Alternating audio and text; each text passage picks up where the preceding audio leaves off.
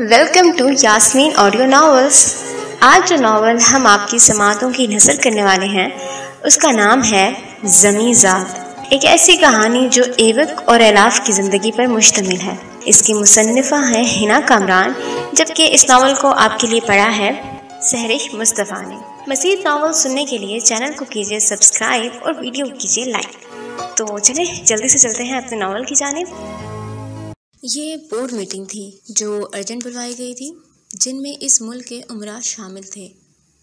जितने भी लोग गायब हुए थे वो एयरपोर्ट से ही उठवाए गए थे, यानी कि अब तक सबके घर वालों को लगता था कि इनके बच्चे घूम फिर रहे हैं, लेकिन वो ये नहीं जानते थे कि वो अगवा हो चुके हैं। ये ज़मीं ज़ात कौन है, क्या करता है, हमें इसके बारे में सारी इन्फॉर्मेशन मिल चुकी हैं, लेकिन इसकी आप लोगों के साथ क्या दुश्मनी है ये आप लोग ही बताओगे।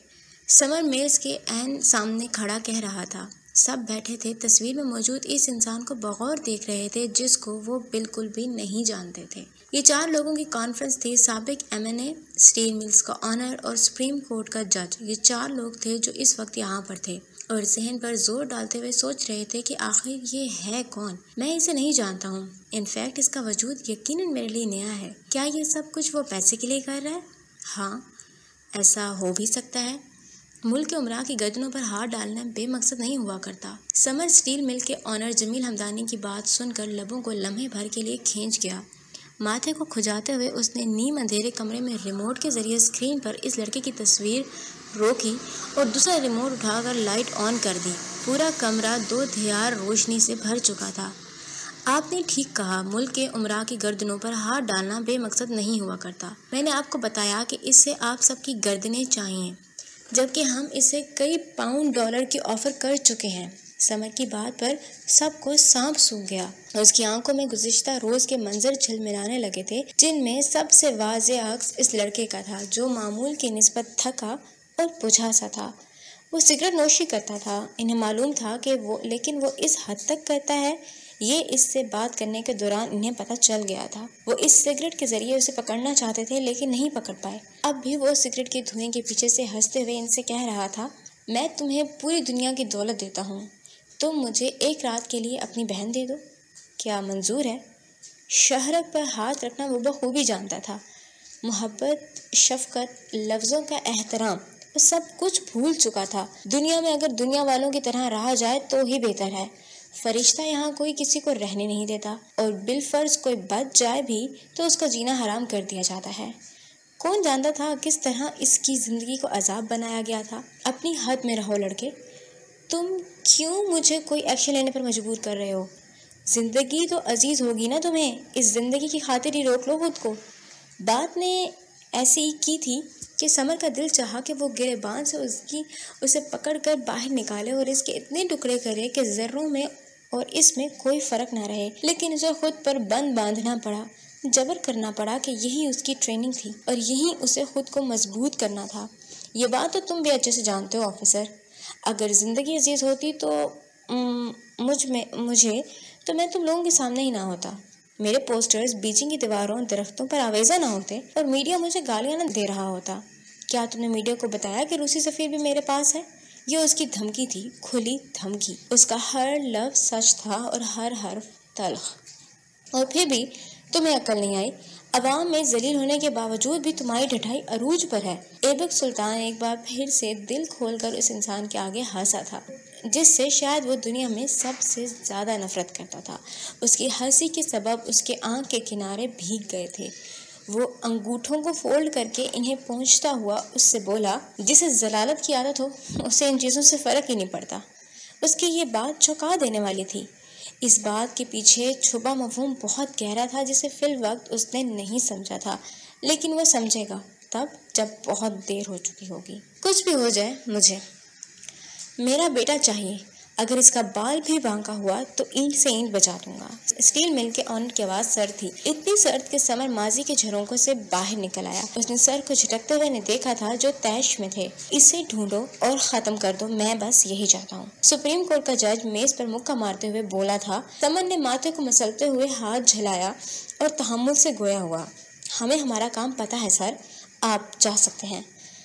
पेन को मेज़ पर फेंकते हुए वो शाइस्ता आवाज़ में कह रहा था, जबकि साफ दिखता था कि उसका पारा हाई था। ایک ایک کر کے سب کمرے سے باہر جانے لگے تھے اور سب چلے بھی گئے۔ سمن نے آنکھیں بند کر کے خود کو ریلیکس کرنا چاہا مگر اس سے ہوا نہیں۔ اس نے اتنی زور سے اپنا ہاتھ کرسی پر مارا کہ وہ گھوم گئی۔ دان پر دان جمائے وہ طیش میں مبتلا تھا۔ ایک بار پھر وہ دونوں ہاتھ میز پر رکھ کر سر جھکا گیا۔ جہاں اس کا سر جھکا تھا وہیں بہت دور ہاسپٹل کے ایک کمرے میں برہان اپنا چہرہ اس کے منہ کے قریب لایا تھا، جس کی پلکیں ہولے ہولے واہ ہونے لگی تھی۔ جو ہی اس کی دھندلی آنکھوں میں عکس واضح ہوا، برہان آہستہ سے پیچھے ہٹا تھا۔ ایبک نے دیکھا وہ ہاسپٹل کے ایک وارڈ میں تھا جہاں بہت خاموشی تھی۔ اس کے بیڈ کے چاروں اور سفید پردے پارٹیشنز کے طور پر گرے ہوئے تھے۔ ڈرپ سے گرتا زرد پانی قطروں کی صورت اس کی رگوں میں منتقل ہو رہا تھا۔ اس کے چہرے پر ایک دن میں ہی پہلاہٹ طاری ہو گئی تھی اور آنکھوں کے نیچے ہلکے زیادہ واضح ہونے لگے تھے۔ وہ دوائیوں کی مہک سے میں آہستہ سے بولا، یہاں کس طرح آیا ہوں میں؟ اس کے سوال پر برہان کی ترچھی نظریں تھیں اور چہرے کے بگڑے ہوئے زاویے تھے۔ بے فکر رہ، 4 کندھوں پر نہیں آیا، اس نے تڑخ کر جواب دیا۔ ایبک پھیکی مسکان لبوں پر لے آیا، یوں بھی اسے بہت زیادہ مسکرانے کی عادت تھی۔ جانتا ہوں، اس کا تو سوال ہی نہیں اٹھتا۔ 3 لوگ جو ہیں نا وہ کم ہیں تیرے بھائی کو کندھا دینے کے لیے۔ برہان نے اس کی بات پر چڑھنے والے انداز میں کرسی کھینچی اور اسے بیٹھ گیا اور ایک تیز آواز ابھری تھی جسے سنتے ہی نرس کا چہرہ پردے میں سے نکلا۔ مریضوں کی تکلیف کا احترام کیجیے، اس لیے احتیاط برتیں، ٹھنڈے انداز میں کہتے ہوئے وہ واپس چلی گئی تھی۔ دونوں نے لمحہ بھر کو اسے دیکھا اور پھر سے توجہ ایک دوسرے کی جانب مبذول کر لی۔ ہر وقت فضول کی نہ ہانپا کر، پتہ ہے نا ڈاکٹر کیا کہہ کر گیا ہے؟ ایبک نے اس کے سوال پر شانے ہلکے سے اچکائے تھے۔ وہ کہہ کر گیا ہے اگر اس طرح چلتا رہا تو کسی دن تیری دماغ کی رگ پھٹ جانی ہے اور سگریٹ کم کر، پھیپھڑوں کو نقصان پہنچ رہا ہے۔ میں کیا کہہ رہا ہوں، اب تو کیا کر رہا ہے ایبک، پاگل ہو گیا ہے کیا؟ وہ اس کی بات کے دوران میں ہی اپنی جیکٹ کھینچ کر اس سے سگریٹ نکال رہا تھا۔ اس سے پہلے وہ لائٹر ڈھونڈنے کے لیے جیکٹ میں ہاتھ مارتا، برہان نے آگے بڑھ کر اس کے ہونٹوں سے وہ سیاہ سگریٹ کھینچ لی۔ ہاسپٹل میں اجازت نہیں ہے سگریٹ پینے کی، دماغ خراب ہو گیا ہے تیرا، ہاں؟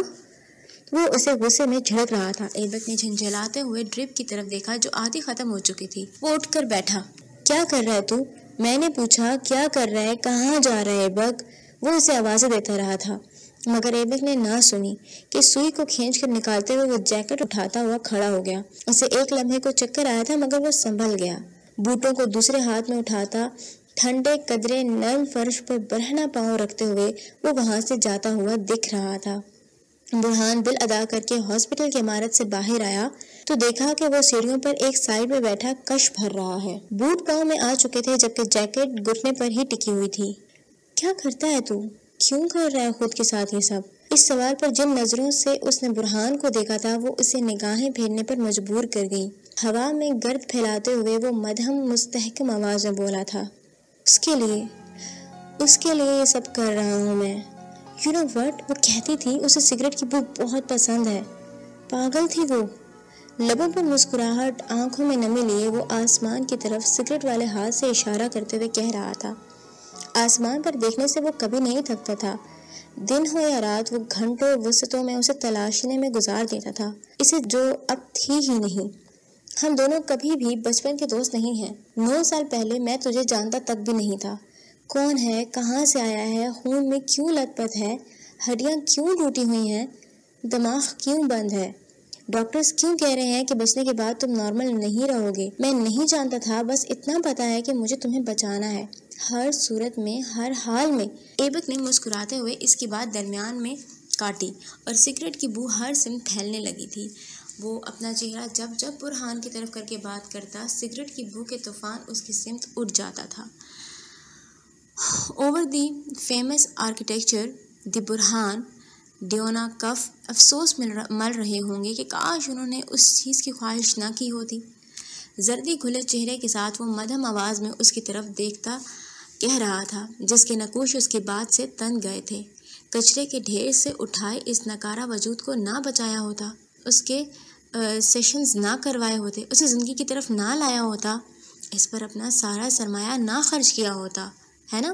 انتقام کے چکر میں تمہارا ظرف بھی کم ہوتا جا رہا ہے۔ برہان نے متصف لہجے میں نفی میں سر ہلاتے ہوئے کہا، تم بھول گئے ہو کہ کاش لفظ نہیں بولنا، تم بھول گئے ہو کہ زندگی موت فانی انسان کے ہاتھ میں نہیں ہے۔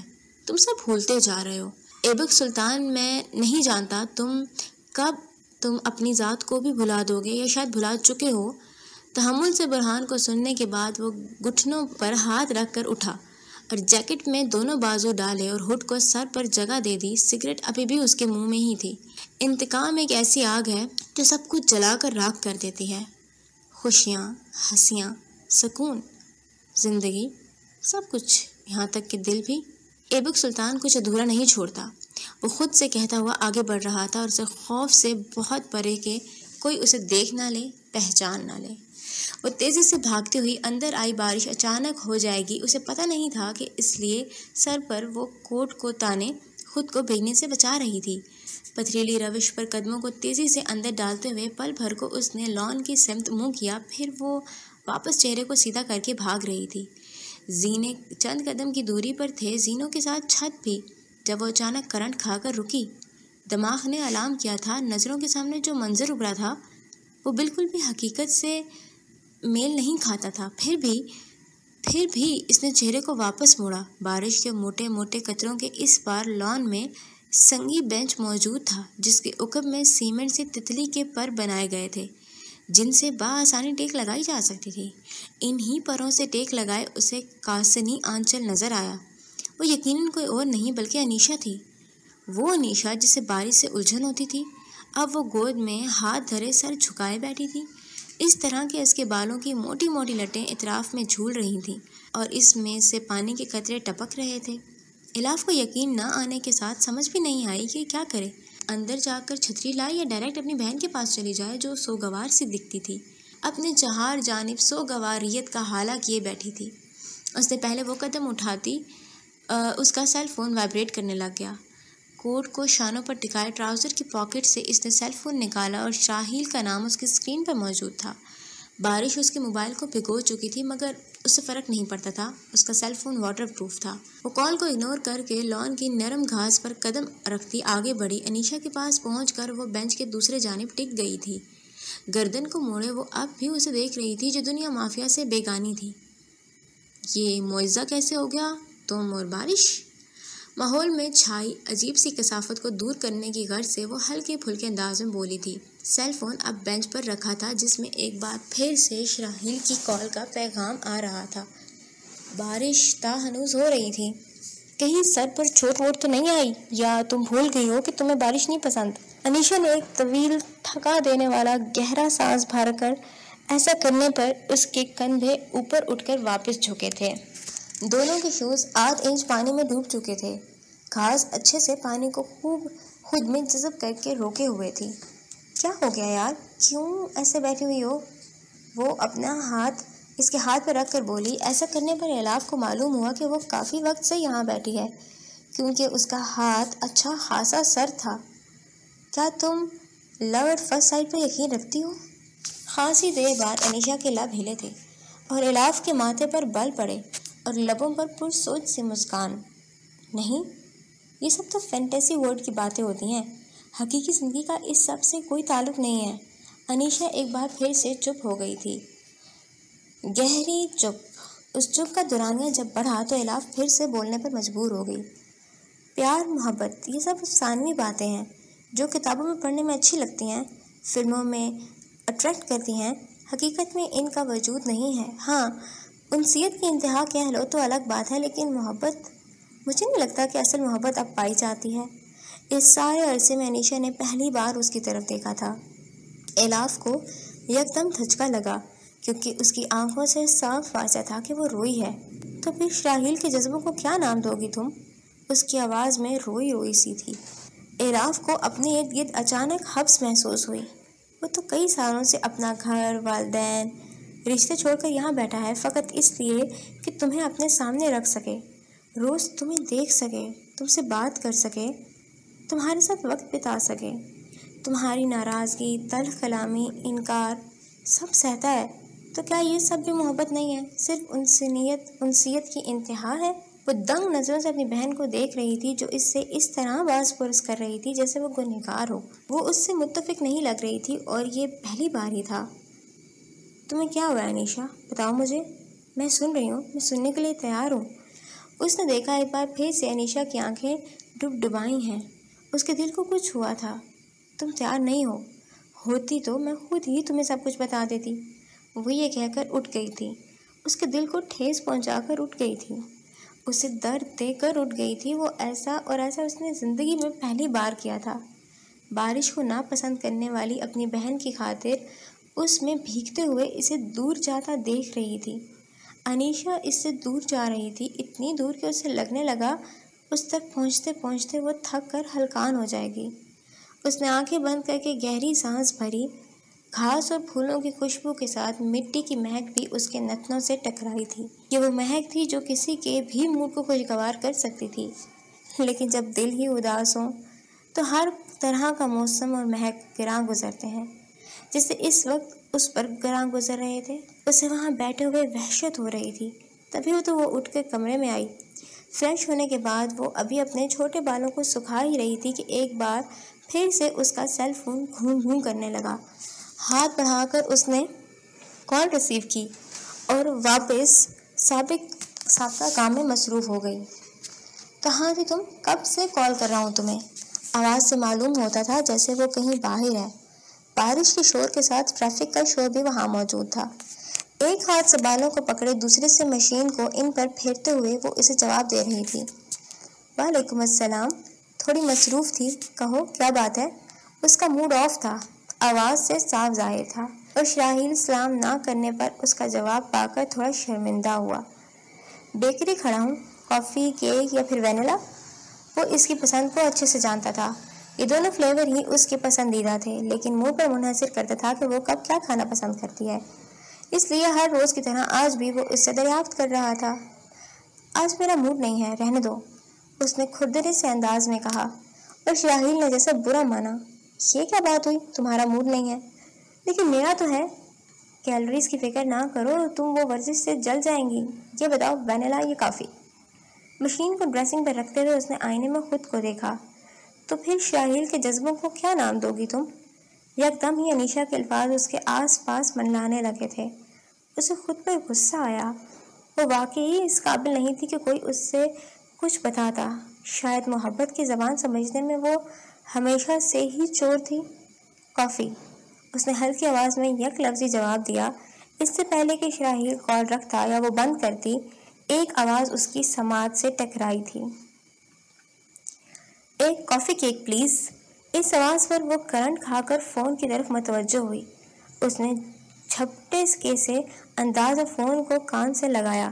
شراحیل، کال مت کاٹنا، وہ عجلت سے چیخی تھی، اور اس سے دور شراحیل جو بس سرخ بٹن کی اور انگوٹھے کو اسکرول کرنے ہی والا تھا، ایک دم رک گیا۔ کال مت کاٹنا، اس نے پھر سے ہلکی آواز میں کہا تھا، اور چپ رہنا پلیز۔ دل کی دھڑکن کی رفتار از حد بڑھنے لگی تھی۔ وہ دوسری طرف سن رہی تھی جہاں پھر سے کہا گیا تھا، میرا ایک کافی کیک ہے، کتنے پیسے ہوئے؟ اوہ اچھا، تھینک یو۔ نہیں سر، بارش مجھے پسند نہیں ہے، لیکن بارش میں کافی کیک کھانا بہت پسند ہے، اور یہ تو سب جانتے ہیں بارش میں کافی کیک کھانا اسے کتنا پسند تھا۔ بس کبھی کبھی موڈ بدل جاتا تھا تو وہ وینیلا آرڈر کر لیتی تھی، لیکن ایسا شاذ و نادر ہی ہوتا تھا۔ شاذ و نادر۔ اس نے کال کاٹی اور جلدی سے اسٹڈی ٹیبل کی سمت دوڑی۔ ضمیزات کی ایک کلپ جو اس نے ریکارڈ کی تھی اس کو چلایا۔ اس نے ہیڈ فون کانوں سے لگایا۔ تمہارے پاس 2 دن کا وقت ہے، میرا کام کر دو، نہیں تو انجام کے ذمہ دار تم سب ہوگے۔ ایک کافی کیک پلیز۔ تم نے ٹھیک کہا، میں ظالم ہوں اور سائیکوپاتھ بھی۔ میرا ایک کافی کیک ہے۔ تم جانتی ہو مجھے سب سے زیادہ کسے مارنے میں مزہ آئے گا؟ اس نے ہیڈ فونز کو ہاتھوں کے ذریعے اور کان سے لگایا تاکہ آواز صحیح آئے، اور والیوم فل تھا۔ کتنے پیسے ہوئے؟ مجھے کسی کو بھی مارنے میں کوئی آر نہیں۔ اوہ اچھا، میں تھوڑا سر پھرا سا ہوں، سو مجھ سے بات کرتے ہوئے تمیز کے دائرے میں رہا کرو۔ Thank you. نوازش۔ تمہیں میری ہنسی اتنی کھلتی کیوں ہے؟ جب دیکھو منہ کے ٹیڑھے میڑے زاویے بنے ہوتے ہیں۔ بارش میں کافی کیک کھانا بہت پسند ہے۔ اس نے ہیڈ فونز اتار کر زور سے پھینکے اور آنکھیں بند کر کے گردن کو اونچا کر کے بیٹھ گئی۔ ایک کافی کیک پلیز۔ تم نے ٹھیک کہا، میں ظالم ہوں اور سائیکوپاتھ بھی۔ اس کا سیل فون ایک بار پھر سے بجنے لگا۔ اس نے تھک کر آنکھیں کھولیں اور اسکرین پر شاہیل کا نام پھر سے ابھر پڑا تھا۔ اس نے بے دلی سے کال اٹینڈ کی تھی، مجھ سے کہہ کر کہ کال مت کاٹنا، اور خود ڈسکنیکٹ کر دی تم نے۔ گاڑی کے ہارن کی آوازوں سے معلوم ہوتا تھا کہ وہ سڑک پر ہے۔ اس نے ناک کے کنارے پر شہادت کی انگلی کو لمبائی میں پھیرتے ہوئے کہا، ہاں وہ بس ایسے ہی۔ تم بتاؤ کب تک پہنچ رہے ہو؟ بس 2 منٹ میں۔ اس کی بات سن کر اس نے رابطہ پھر سے منقطع کر دیا۔ کیا ہو رہا تھا اس کے ساتھ؟ پارک میں موجود لڑکے کی آنکھیں، اور اب بیکری میں وہ آواز، اتنا زیادہ اتفاق کیسے ہو سکتا ہے بھلا؟ کسی دوسرے انسان کی آواز کیسے کسی کی آواز اتنی مشابہت رکھ سکتی ہے؟ بالکل اس کی ہی معلوم ہو۔ ضمیع ذات بیجنگ میں ہے۔ کال میں موجود وقت اور قیام بیجنگ کا نظر آتا تھا۔ وہ جب بات کرتا تھا تو پاکستان میں شام ہوتی تھی اور وہاں دھوپ نکل رہی ہوتی تھی۔ اس کے آس پاس کے لوگ، ان کا حلیہ، کمپیوٹر کی نشاندہی کہ وہ بیجنگ میں ہی ہے، کیا وہ سب جھوٹ ہے یا پھر کوئی بہت بڑی سازش ہو رہی ہے جسے وہ نہیں پہچان رہی؟ اس نے منہ پر ہاتھ رکھے۔ یا اللہ، تو ہی میری مدد کر پلیز۔ آنکھیں بند کیے وہ اپنے اللہ سے ہم کلام تھی۔ باہر بارش زور و شور سے جاری تھی۔ اس نے کچھ سوچ کر اپنا سسٹم آن کیا اور 10 منٹ گزرے تھے کہ کوئی کال موصول نہیں ہوئی تھی۔ اس نے خود ہی بالآخر کال ملا دی۔ وہ بارش سے بچ کر دوڑتا ہوا گھر میں داخل ہوا جہاں برہان جلے پیر کی بلی کی طرح اس کا منتظر تھا۔ ایبک نے جلدی سے جیکٹ اتار کر سٹینڈ پر پھینکی اور ساتھ میں ماسک بھی اتار دیا۔ کتنی کالز کی؟ وہ کیک کا پیک اسے پکڑاتے ہوئے پوچھ رہا تھا، ساتھ میں تہہ خانے کی سیڑھیاں بھی اتر رہا تھا۔ ٹوٹل 7۔ برہان کے بتانے پر گارڈ نے اس کے لیے دروازہ واک کیا۔ مغوی لوگ اس وقت کھانا تناول فرما رہے تھے۔ ایبک نے اسکرینز کا رخ ان سے پھیر کر دیوار کی سمت کیا، ماسک منہ پر چڑھایا اور کال ملا دی۔ ابھی معلوم ہو جائے گا، تم ان لوگوں پر نظر رکھو۔ برہان اسے کہنے پر مڑ گیا اور چند قدم آگے جا کر وہ مڑ کر دیکھ رہا تھا کہ ایبک اسکرین کی طرف دیکھ کر ہاتھ ہلا رہا ہے۔ میں نے سنا ہے تم نے مجھے یاد کیا؟ اس کی کان سی بھوری آنکھیں تھکن زدہ سی تھیں۔ الاف چند لمحے اسے تکتی رہی۔ میرا ایک کافی کیک پلیز۔ وہ گہری سانس بھر رہی تھی۔ ساجد قصائی سے متعلق بات کرنی تھی تم سے۔ اس تک کیسے پہنچے یہ سوال نہیں کروں گی، اسے کیوں مارا یہ ضرور پوچھوں گی۔ بس۔ حیرت بھری آواز، یہی پوچھنے کے لیے اتنی کالز کی؟ اور مجھے دیکھو، خوش فہمیوں کے سمندر میں ڈوب رہا تھا۔ تمہیں اور میری یاد ستا جائے، ناممکن۔ نہیں، مجھے بارش پسند نہیں۔ میں نے جو پوچھا ہے اس کا جواب دو، تم نے اسے کیوں مارا؟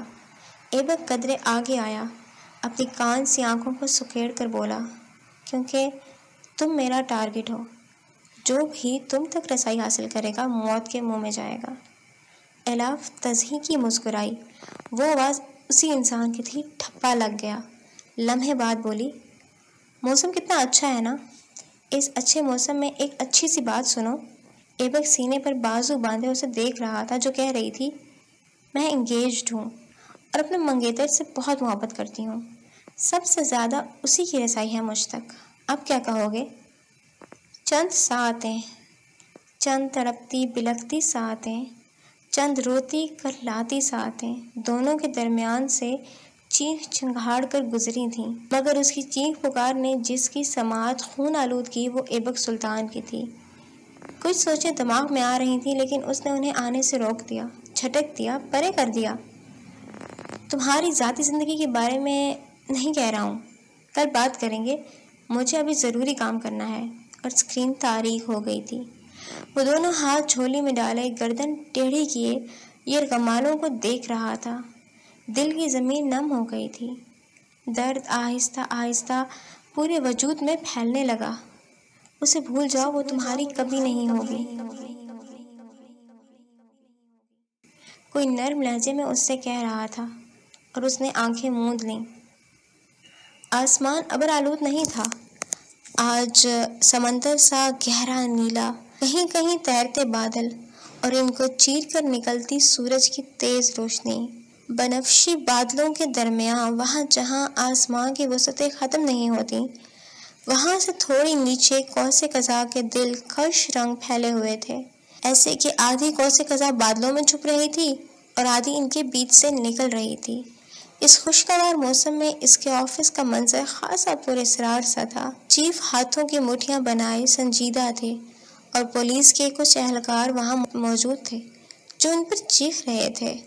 ساجد قصائی کے ہاں ہوئے بلاسٹ میں آپ کا ہاتھ ہے یا نہیں، یہ کوئی 10ویں بار تھا جو اس سے سوال کیا جا رہا تھا۔ وہ زج ہو گیا۔ عاجز پنی سے اس نے مدد طلب نگاہیں الاف پر گاڑیں جس کا چہرہ از حد سنجیدہ تھا۔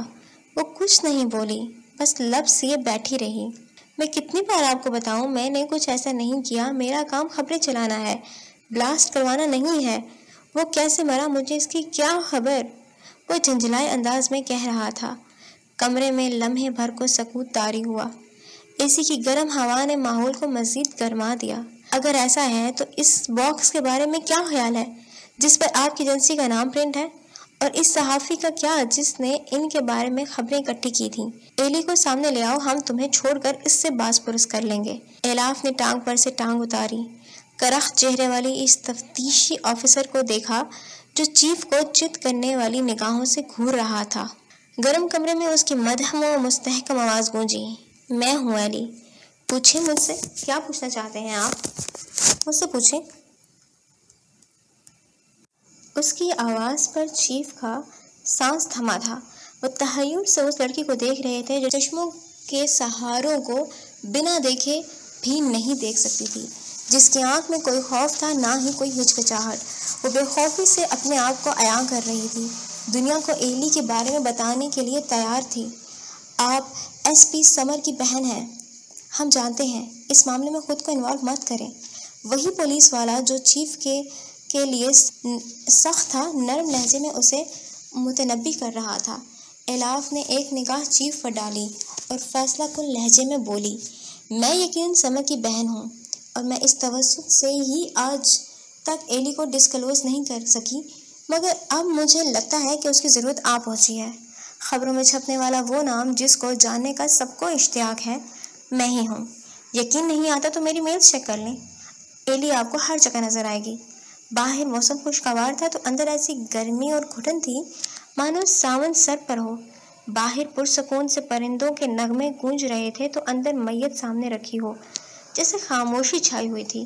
خاموشی اتنی تھی کہ ہر ایک کی سانس کی آواز بھی دوسرے کو آسانی سے سنائی دے رہی تھی۔ وہی دبنگ لہجے اور شکلوں والا پولیس مین شہادت کی انگلی سے ماتھے کو کھجاتے ہوئے اس کی طرف دیکھنے لگا۔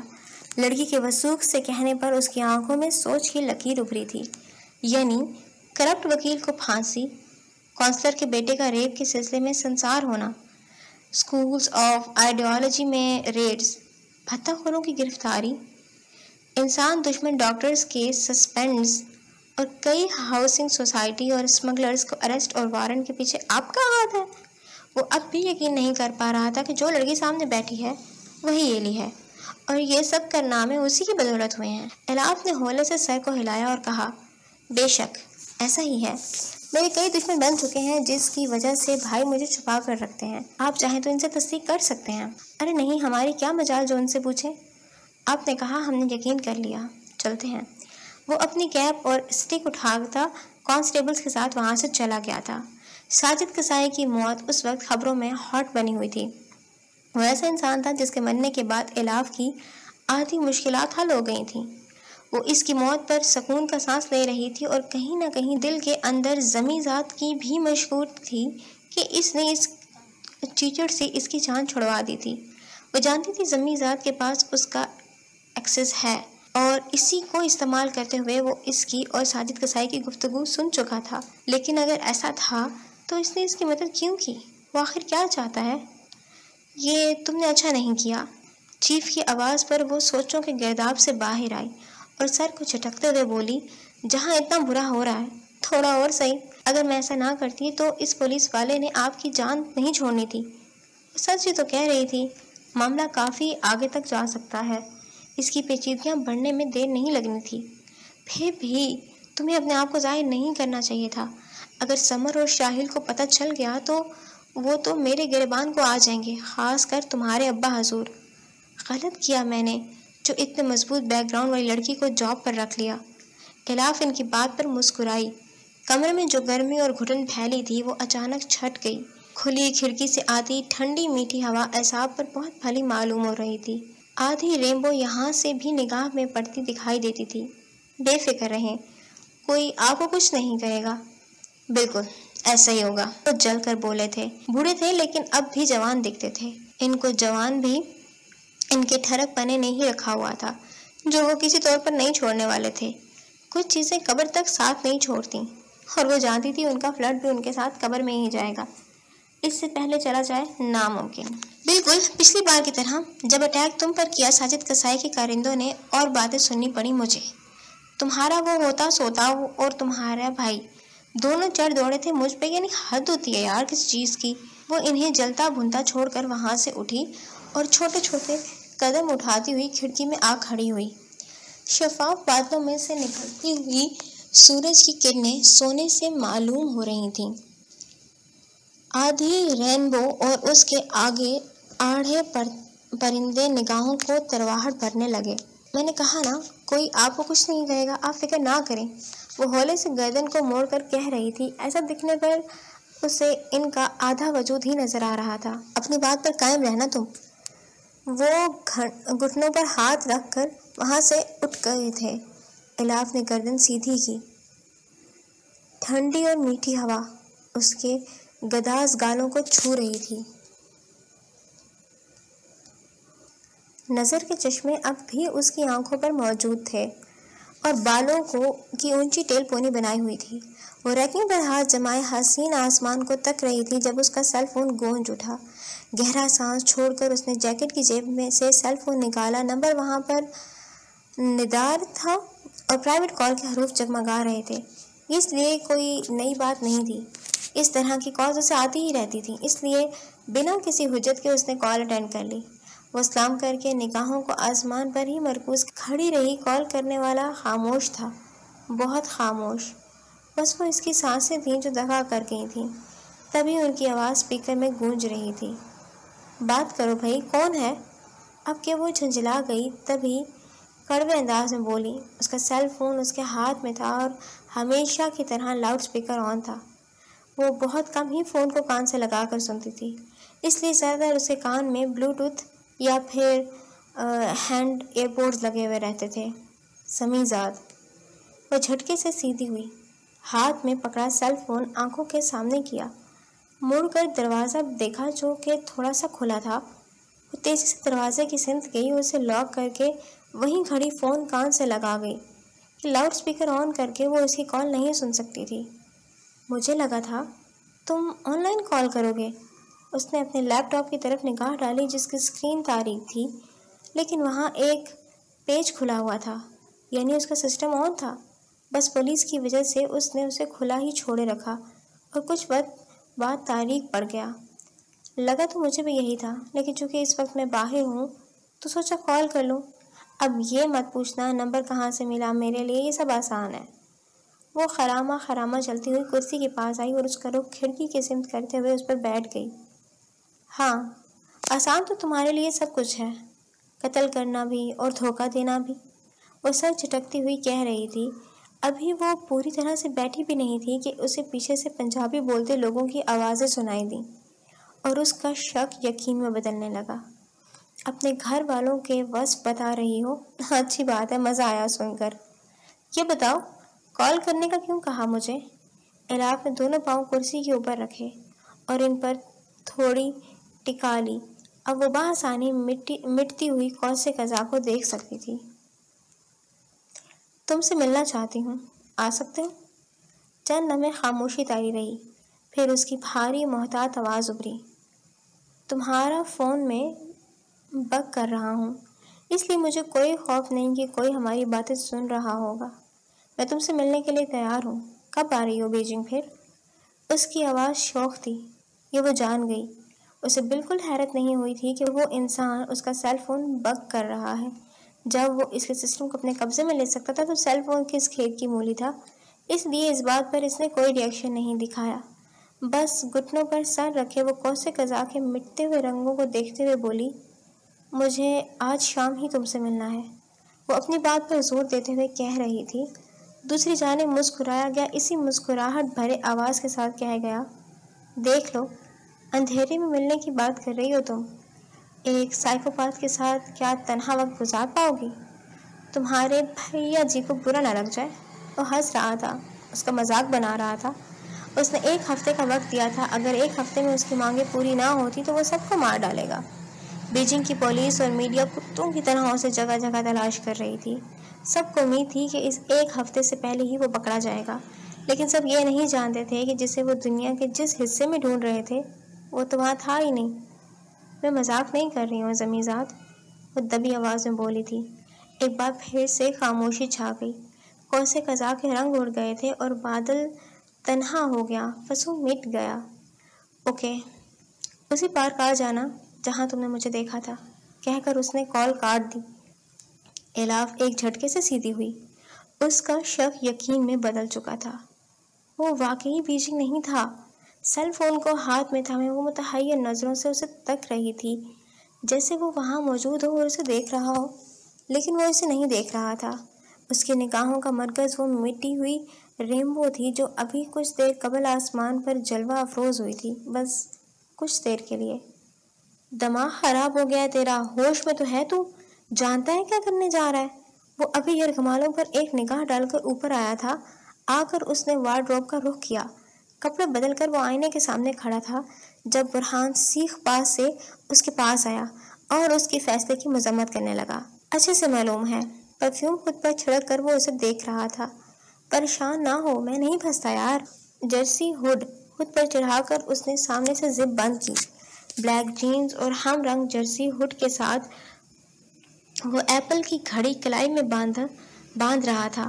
بالوں پر اس نے سپرے نہیں کیا تھا، ہلکا سا جیل لگایا تھا کہ اس کے بال پہلے ہی سپرنگ زدہ تھے اور ان کے بکھرنے کا مسئلہ نہیں ہوتا تھا، اس لیے وہ ان کی طرف سے بے فکر تھا۔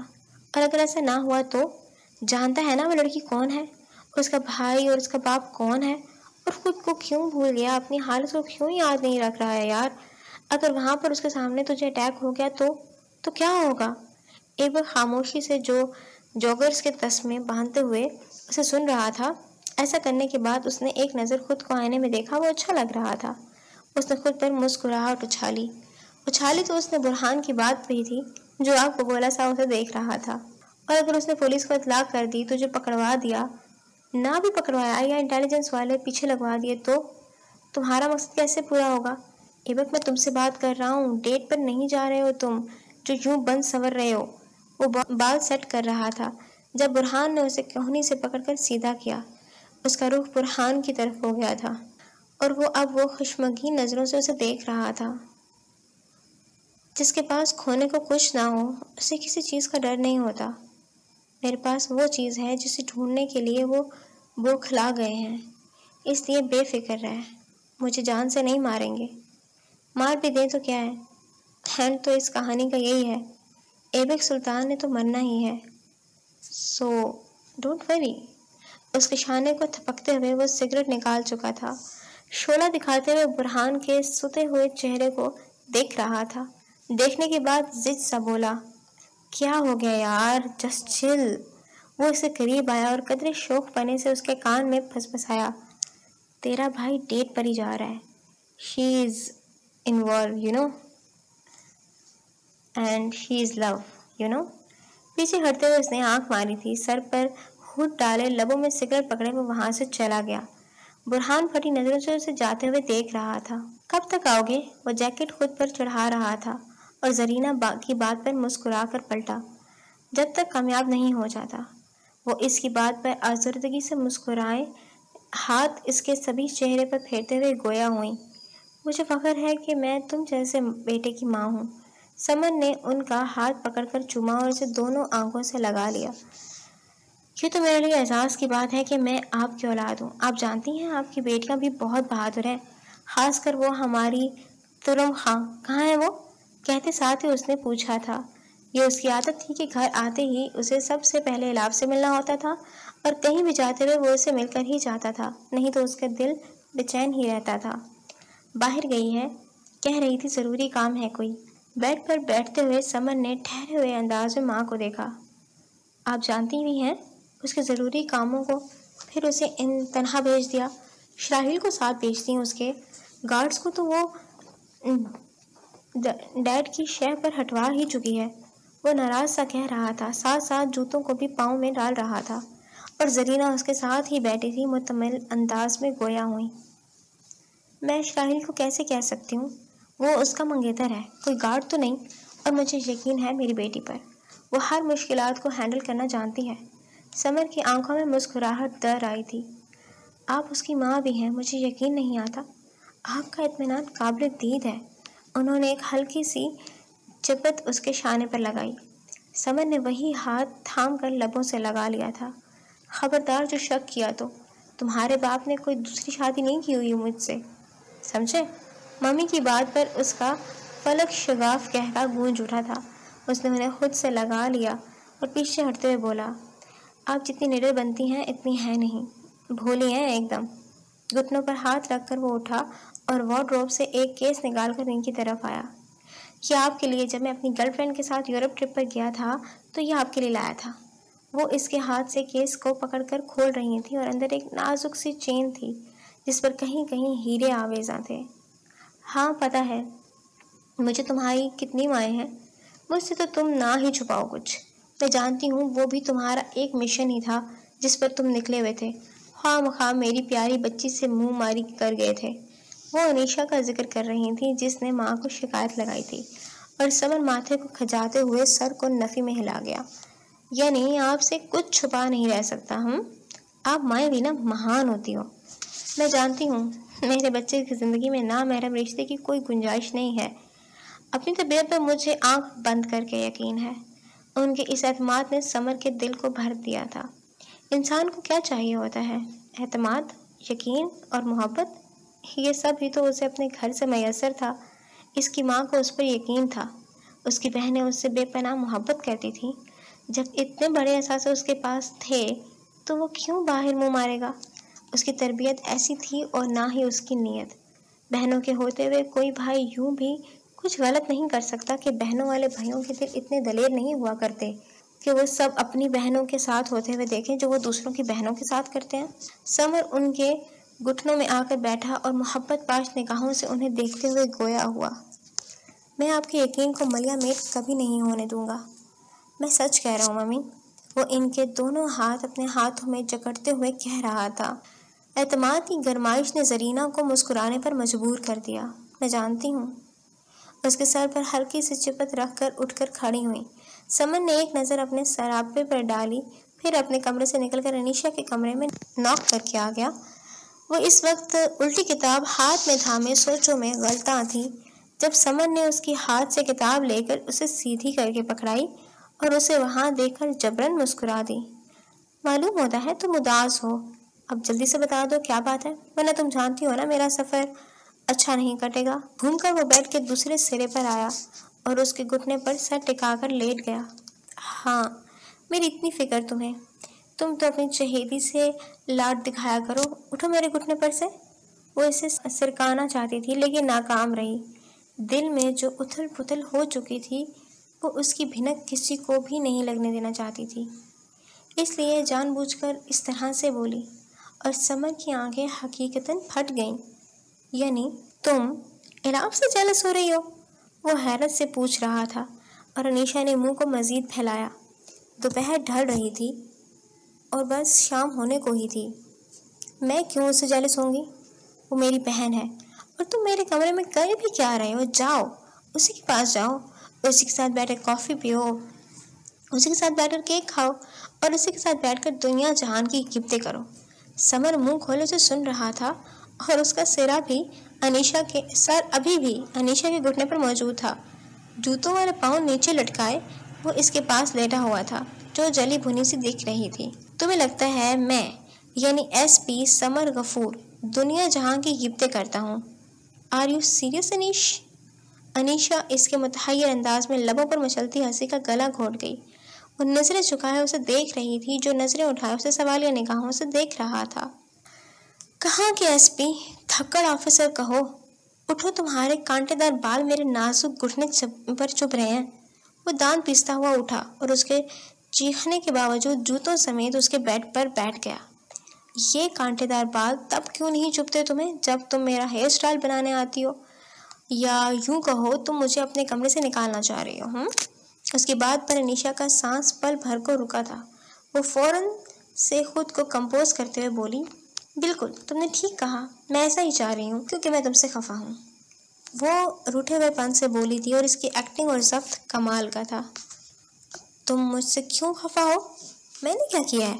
وہ اس کی آنکھوں کی نمی میں الجھ گیا تھا۔ اسے قدرے اب نارمل سے رویے پر اٹک گیا تھا۔ اسے لگا جیسے وہ آج نہیں جا پائے گا، وہ ضمیذ ذات کو نہیں پکڑ پائے گا جب تک اس کی بہن اس سے راضی نہیں ہو جاتی، جب تک وہ اپنے دل کی بات اسے بتا نہیں دیتی۔ لیکن وہ جانتا تھا آج وہ کچھ نہیں بولے گی، ابھی وہ کچھ نہیں بولے گی۔ تم نے مجھے بتایا کیوں نہیں کہ وہ لڑکی تمہاری گرل فرینڈ نہیں تھی بلکہ تمہاری ٹیم کا حصہ تھی؟ یہ بتاؤ اصل بات کیا ہے؟ تم مجھ سے اس چیز کے لیے تو خفا نہیں ہو؟ وہ اس کا ہاتھ تھام گیا تھا، اس کا ہاتھ دباتے ہوئے اعتماد دلا رہا تھا کہ اس کے ساتھ اس کا بھائی ہے، وہ تنہا نہیں ہے۔ یہی چیز تھی، یہی بات تھی جس کی بدولت جذباتی، کمزور اور چھوٹے دل کی انیشا دھڑ دھڑ آنسو بہاتے ہوئے اس کے سینے سے جا لگی۔ وہ اپنے دونوں ہاتھ اس کے گرد باندھ کر رو رہی تھی۔ اس کے آنسو سمر کی سفید شرٹ میں جذب ہو رہے تھے۔ وہ اس کی شرٹ کو سختی سے پکڑے ہوئے روتے ہی چلی جا رہی تھی۔ سمر ایک لمحے کو اس غیر متوقع رد عمل پر سر پٹا سا گیا۔ اس کے چہرے کے نقوش تن گئے تھے اور دل بھاری ہو چلا تھا۔ مدھم مدھم سانسیں لیتا ہوا وہ اس کا سر تھپک رہا تھا۔ اس کے آنسو تھمنے کا انتظار کر رہا تھا، مگر شاید آج اس کے آنسو نہیں تھمنے تھے، اس لیے وہ چپ ہی نہیں ہو رہی تھی۔ جتنا دل کر رہا ہے کھل کر رو لو بیٹا، کیونکہ اس کے بعد میں تمہیں رونے نہیں دوں گا۔ وہ اس کی بات پر پھر سے پھوٹ پھوٹ کر رو دی تھی۔ طرح طرح کے وسوسے تھے جو اس کے دل میں اٹھن بھر رہے تھے، مگر وہ اپنے دل کو تسلی دے رہا تھا اور وہ کہہ رہا تھا کہ سب ٹھیک ہے۔ اگر سب ٹھیک نہ ہوتا تو وہ نہیں جانتا تھا کہ وہ کیا کر دے گا۔ اس وقت وہ برداشت کی انتہا پر تھا۔ وہ یہ الفاظ ادا کر کے پل بھر کو رکی۔ اس کا رکنا سمر کی جان لینے کے لیے کافی تھا۔ میں نے گاڑی کے نیچے آوارہ کتے کو کچل دیا، میں نے قتل کر دیا ہے بھائی۔ قتل؟ سمر کے دل میں ٹیس سی اٹھی۔ یہ لفظ ہمیشہ اس کے لیے تکلیف کا باعث بنتا تھا، ہمیشہ۔ وہ یہ اعتراف کر کے ایک بار پھر سے رو دی۔ اس کے اعتراف نے، اس کے کھلے لفظوں نے، سچائی میں ڈوبے لہجے نے سمر کا اٹکا ہوا سانس بحال کیا۔ اس نے آنکھیں بند کر کے ہونٹوں کو تر کیا اور دونوں ہاتھ اس کی پشت پر باندھ کر اسے خود میں مضبوطی سے سمویا۔ اس نے دونوں ہاتھوں کی مٹھیاں بنائی ہوئی تھیں جو آپس میں پیوست تھیں۔ وہ کلائیوں کے ذریعے اسے خود سے لگائے ہوئے تھا۔ چند ساعتیں گزرنے کے بعد وہ بولا، پاگل ہو انیشا، بہت بڑی پاگل ہو یار۔ موت کے منہ سے واپس آیا ہوں میں، تختہ دار پر چڑھا دیا تھا تم نے مجھے۔ خود سے جدا کرتے ہوئے وہ اسے کہہ رہا تھا۔ ہتھیلیوں کو اوپر اٹھا کر وہ اس کے آنسو رگڑ رہا تھا۔ حزن سے سرخ پڑتے گال اور ناک پر نگاہ ڈالے وہ اس کی لٹوں کو کان سے پیچھے اڑسنے لگا تھا۔ اس طرح بھی کوئی روتا ہے؟ ایسے بھی کوئی جان نکالتا ہے بھلا؟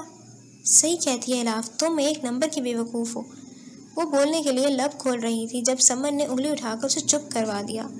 سائڈ ٹیبل پر رکھے جگ میں سے اس کے لیے پانی نکال کر وہ گلاس اس کی طرف بڑھا رہا تھا جس کی ہچکی بن چکی تھی۔ پر بھائی وہ میری وجہ سے مرا ہے، اس نے متورم آنکھیں اٹھا کر اسے دیکھتے ہوئے کہا، اور پانی مشکل سے اس کے حلق سے نیچے اترا تھا۔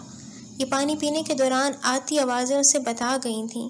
سمر کو بے ساختہ اپنی بہن پر بہت پیار آیا، بہت ہی زیادہ پیار۔ وہ ایکسیڈنٹ تھا اسٹوپڈ، اس کی موت لکھی تھی۔ تمہاری کار سے نہ مرتا تو کسی اور کی کار سے مر جاتا، سمپل۔ وہ اس کے سر پر پیار بھری چپت رکھتے ہوئے کہہ رہا تھا، خود کو تسلی دے رہا تھا، ہمیشہ کی طرح۔ قتل؟ ٹیس ایک بار پھر سے اٹھی۔ انیشا کی اگلی بات نے اس کو لاجواب کر دیا۔ کیا موت اتنی سمپل ہوتی ہے؟ اگر اس کی جگہ انسان ہوتا تو تب بھی آپ یہی کہتے؟ اس بات پر وہ اس کے ہاتھوں کی طرف دیکھنے لگا تھا جن میں قید گلاس کانپ رہا تھا۔ اس نے واپس نگاہ انیشا کی طرف ڈالی اور ہلکے پھلکے انداز میں بولا، جو چیز نہیں ہوئی ہے اسے فرض کیوں کریں؟ کم آن، اب مسکرا بھی تو، تم جانتی ہو تم دونوں میں سے کوئی ایک بھی پریشان ہو تو میں کام ڈھنگ سے کر ہی نہیں پاتا۔ اس کی بات پر وہ آنسو رگڑتے ہوئے ہولے سے مسکرا دی اور سمر کا دل کچھ ہلکا ہوا۔ That's like my good girl، اور اس کی بال بکھیرتا کہہ رہا تھا۔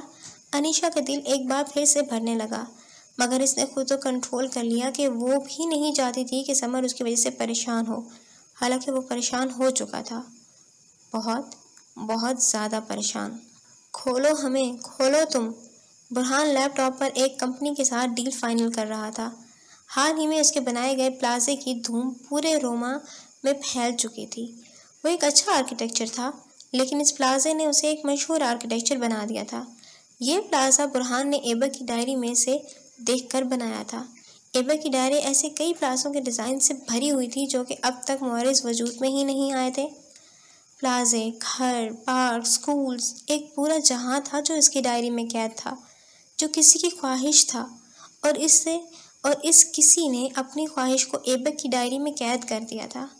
وہ خواب جو کبھی ایبک پورے نہیں کر سکا تھا، برہان کر رہا تھا، اور اس کی اجازت سے کر رہا تھا۔ اب بھی وہ اس کی ڈائری میں موجود ہاؤسنگ اسکیم کو چائنا کی کمپنی کے ساتھ ڈسکس کر رہا تھا، جب ایک سیاہ فام لیپ ٹاپ کے پیچھے آ کر کھڑا ہوا اور اسے اشارہ کرنے لگا، اور اس نے ایک سیاہ فام پر ڈالی اور پھر مسکرا کر کانفرنس کو دیکھنے لگا۔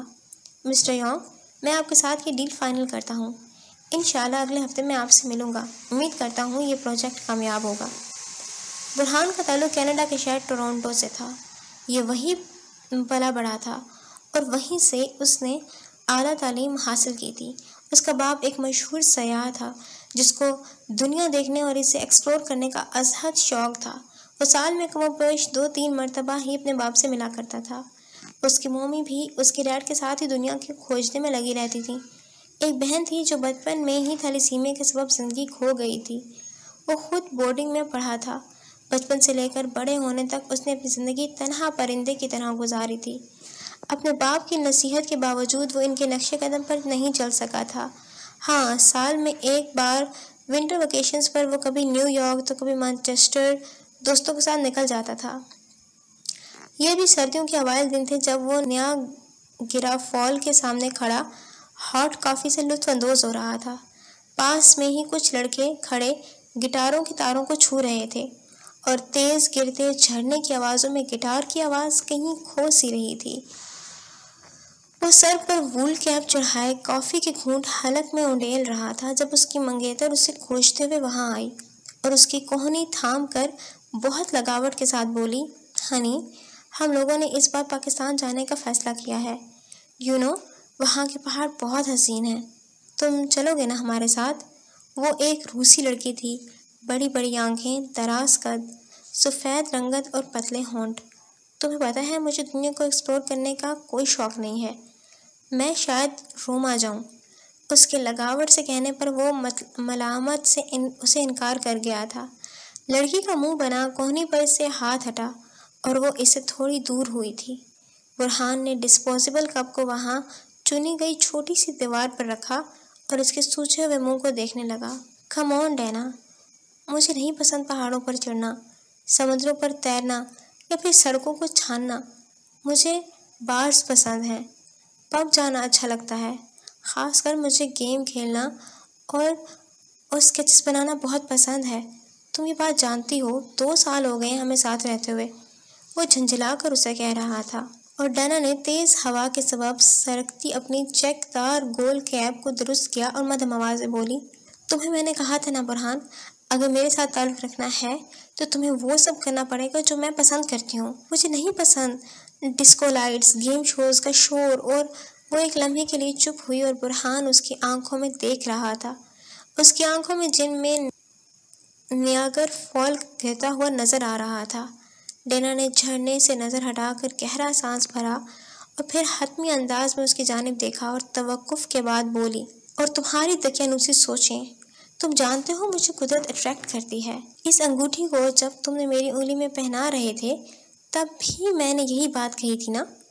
وہ اس سے باز پرس کر رہی تھی۔ برہان نے ناک کے ذریعے سانس خارج کیا اور ڈھیر سارا دھواں اس کی ناک سے نکلا۔ یعنی تم چاہ رہی ہو میں یہ انگوٹھی تمہاری انگلی سے نکال دوں؟ تو ٹھیک ہے، میں ایسا ہی کروں گا، کیونکہ مجھے لگنے لگا ہے کہ ہم دونوں متضاد شخصیت کے مالک ہیں۔ ہم دونوں کے آپس میں نہیں بن سکتے۔ I'm sorry کہ میں نے تمہارے 2 سال ضائع کر دیے۔ اور اس کے ہاتھ سے انگوٹھی نکال کر مڑ گیا۔ اس یام اس نے رینا کے ہاتھ سے انگوٹھی نہیں نکالی تھی، بلکہ اپنا دل نکال دیا تھا۔ وہ روما چلا گیا تھا۔ چھٹیاں ختم ہونے کے بعد جب وہ واپس آیا تو دل دہلا دینے والی خبر اس کی منتظر تھی۔ ڈینا جن پہاڑوں پر سر کرنے گئی تھی وہاں اس کے مام ڈیڈ بھی تھے۔ لینڈ سلائڈنگ کی وجہ سے ڈینا کے ساتھ اس کے دوست بھی جہاں بھاگ ہو گئے تھے اور اس کی مام ڈیڈ بھی نہیں رہے تھے۔ اس کی موم کے علاوہ کسی کی لاش نہیں ملی تھی۔ وہ اپنی موم کی لاش لینے ہی پاکستان گیا تھا۔ لاش کی حالت ایسی نہیں تھی کہ مزید چند گھنٹے اسے رکھا جاتا، اس لیے کینیڈین حکومت اور برہان کی رضامندی سے اس کی ماں کو وہیں دفنا دیا گیا تھا۔ اس کی مام کی موت کا 1 ہفتے بعد جب وہ ان کی قبر سے ہونے کے واپس ہوٹل کے لیے نکل رہا تھا، اچانک اس کی کار کا ٹائر پنچر ہو گیا تھا۔ وہ پاکستان کی سڑکوں کو نہیں جانتا تھا، اس لیے گورنمنٹ نے اسے ایک ڈرائیور مہیا کر دیا تھا۔ اس ڈرائیور کی ڈیوٹی بھی بس آج تک کی ہی تھی، کیونکہ کل سے اسے واپس کینیڈا کے لیے نکل جانا تھا۔ اسے لگا تھا آج وہ آخری بار اپنی ماما سے ملنے آیا ہے، لیکن وہ یہ بھول گیا تھا کہ ہمیشہ ویسا ہی نہیں ہوتا جیسا انسان پلان کرتا ہے۔ سر، آپ کہاں جا رہے ہیں؟ یہ جگہ قدرے سنسان ہے، آپ پلیز واپس کار میں بیٹھ جائیں، اس کا ڈرائیور اسے گاڑی سے باہر نکلتے دیکھ کر کہہ رہا تھا۔ وہ جانتا تھا اگر اس کینیڈین کو کچھ ہو گیا تو کینیڈین ایمبیسی نے اس کا جینا حرام کر دینا ہے۔ ڈونٹ وری ڈیوڈ، میں تھوڑا آگے تک ہی جا رہا ہوں، تب تک تم ٹائر چینج کر لو۔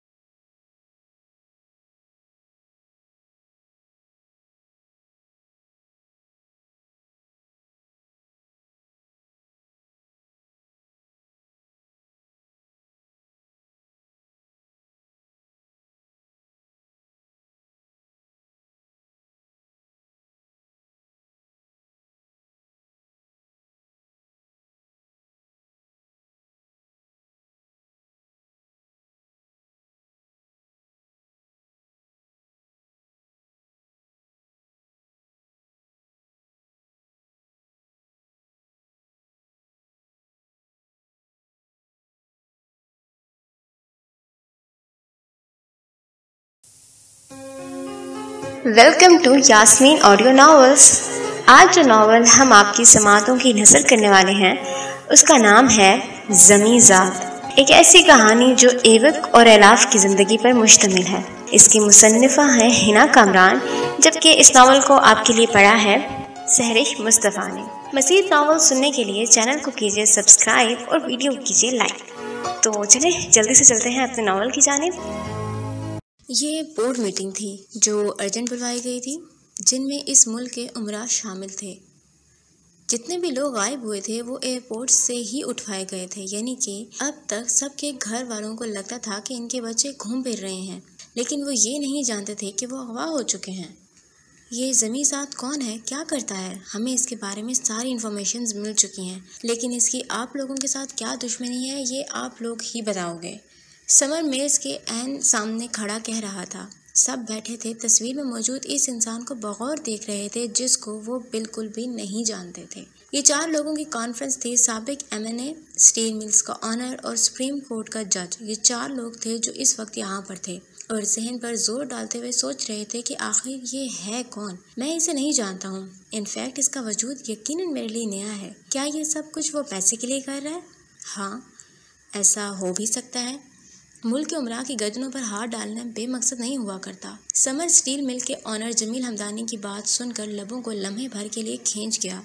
माथे को खुजाते हुए उसने नीम अंधेरे कमरे में रिमोट के जरिए स्क्रीन पर इस लड़के की तस्वीर रोकी और दूसरा रिमोट उठाकर लाइट ऑन कर दी। पूरा कमरा 2 धियार रोशनी से भर चुका था। आपने ठीक कहा, मुल्क के उमरा की गर्दनों पर हाथ डालना बेमकसद नहीं हुआ करता। मैंने आपको बताया कि इससे आप सबकी गर्दनें चाहिए, जबकि हम इसे कई पाउंड डॉलर की ऑफ़र कर चुके हैं। समर की बात पर सबको सांप सूख गया। उसकी आंखों में गुज़िश्ता रोज़ के मंजर झिलमिलाने लगे थे, जिनमें सबसे वाज़ेह अक्स इस लड़के का था जो मामूल की निस्बत थका और बुझा सा था। वो सिगरेट नोशी करता था। इन्हें मालूम था कि लेकिन वो इस हद तक करता है, ये इससे बात करने के दौरान इन्हें पता चल गया था। वो इस सिगरेट के जरिए उसे पकड़ना चाहते थे लेकिन नहीं पकड़ पाए। अब भी वो सिगरेट के धुएं के पीछे से हंसते हुए इनसे कह रहा था, मैं तुम्हें पूरी दुनिया की दौलत देता हूँ, तुम मुझे एक रात के लिए अपनी बहन दे दो, क्या मंजूर है? शहरत पर हाथ रखना वो बखूबी जानता था। मोहब्बत, शफकत, लफ्ज़ों का एहतराम, वो सब कुछ भूल चुका था। दुनिया में अगर दुनिया वालों की तरह रहा जाए तो ही बेहतर है।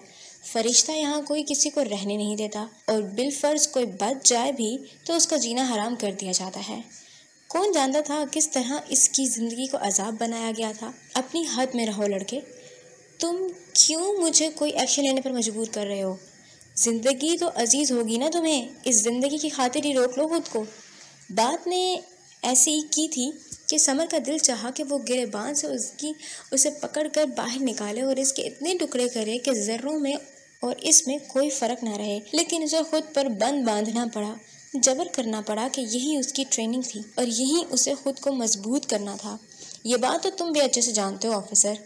अगर ज़िंदगी अजीज़ होती तो मुझे तो मैं तुम लोगों के सामने ही ना होता। मेरे पोस्टर्स बीजिंग की दीवारों और दरख्तों पर आवेज़ा ना होते और मीडिया मुझे गालियाँ ना दे रहा होता।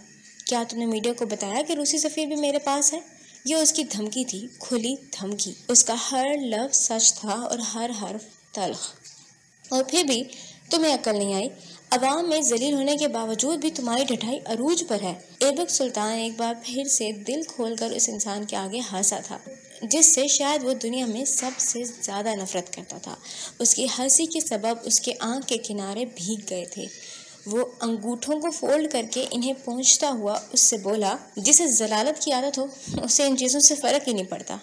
उसकी ये बात चौंका देने वाली थी। इस बात के पीछे छुपा मफ़हूम बहुत गहरा था जिसे फिल वक्त उसने नहीं समझा था, लेकिन वो समझेगा तब जब बहुत देर हो चुकी होगी। कुछ भी हो जाए, मुझे मेरा बेटा चाहिए। अगर इसका बाल भी बांका हुआ तो ईंट से ईंट बचा दूंगा। स्टील मिल के ऑनर की आवाज़ सर्द थी, इतनी सर्द कि समर माजी के झरोंकों से बाहर निकल आया। उसने सर को झटकते हुए ने देखा था जो तैश में थे। इसे ढूंढो और ख़त्म कर दो, मैं बस यही चाहता हूँ। सुप्रीम कोर्ट का जज मेज़ पर मुक्का मारते हुए बोला था। समर ने माथे को मसलते हुए हाथ झलाया और तहम्मुल से गोया हुआ, हमें हमारा काम पता है सर, आप जा सकते हैं। پین کو میز پر پھینکتے ہوئے وہ شائستہ آواز میں کہہ رہا تھا، جبکہ صاف دکھتا تھا کہ اس کا پارا ہائی تھا۔ ایک ایک کر کے سب کمرے سے باہر جانے لگے تھے اور سب چلے بھی گئے۔ سمن نے آنکھیں بند کر کے خود کو ریلیکس کرنا چاہا، مگر اس سے ہوا نہیں۔ اس نے اتنی زور سے اپنا ہاتھ کرسی پر مارا کہ وہ گھوم گئی۔ دان پر دان جمائے وہ طیش میں مبتلا تھا۔ ایک بار پھر وہ دونوں ہاتھ میز پر رکھ کر سر جھکا گیا۔ جہاں اس کا سر جھکا تھا وہیں بہت دور ہاسپٹل کے ایک کمرے میں برہان اپنا چہرہ اس کے منہ کے قریب لایا تھا، جس کی پلکیں ہولے ہولے واہ ہونے لگی تھی۔ جو ہی اس کی دھندلی آنکھوں میں عکس واضح ہوا، برہان آہستہ سے پیچھے ہٹا تھا۔ ایبک نے دیکھا وہ ہاسپٹل کے ایک وارڈ میں تھا جہاں بہت خاموشی تھی۔ اس کے بیڈ کے چاروں اور سفید پردے پارٹیشنز کے طور پر گرے ہوئے تھے۔ ڈرپ سے گرتا زرد پانی قطروں کی صورت اس کی رگوں میں منتقل ہو رہا تھا۔ اس کے چہرے پر ایک دن میں ہی پلاہٹ طاری ہو گئی تھی اور آنکھوں کے نیچے حلقے زیادہ واضح ہونے لگے تھے۔ وہ دوائیوں کی مہک میں آہستہ سے بولا، یہاں کس طرح آیا ہوں میں؟ اس کے سوال پر برہان کی ترچھی نظریں تھیں اور چہرے کے بگڑے ہوئے زاویے تھے۔ بے فکر رہ، 4 کندھوں پر نہیں آیا، اس نے تڑخ کر جواب دیا۔ ایبک پھیکی مسکان لبوں پر لے آیا، یوں بھی اسے بہت زیادہ مسکرانے کی عادت تھی۔ جانتا ہوں، اس کا تو سوال ہی نہیں اٹھتا۔ 3 لوگ جو ہیں نا وہ کم ہیں تیرے بھائی کو کندھا دینے کے لیے۔ برہان نے اس کی بات پر چڑھنے والے انداز میں کرسی کھینچی اور اسے بیٹھ گیا، اور ایک تیز آواز ابھری تھی جسے سنتے ہی نرس کا چہرہ پردے میں سے نکلا۔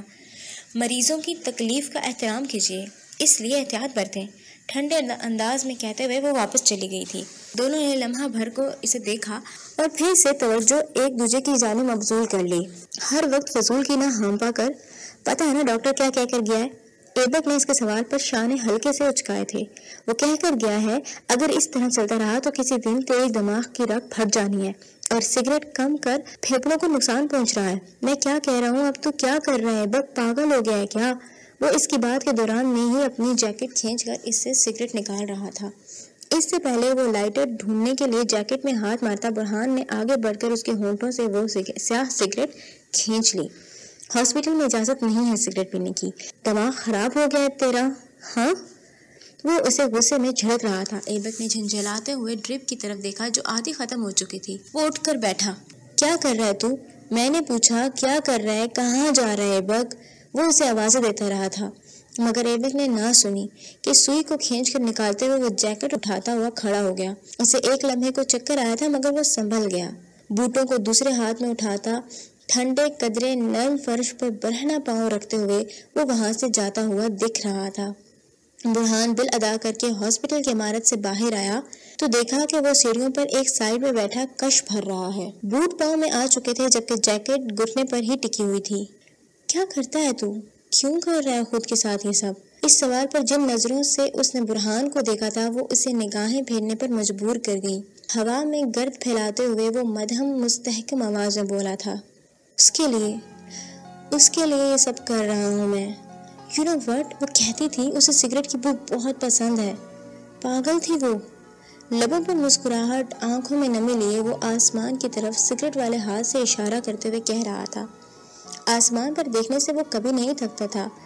دن ہو یا رات وہ گھنٹوں وسطوں میں اسے تلاشنے میں گزار دیتا تھا، اسے جو اب تھی ہی نہیں۔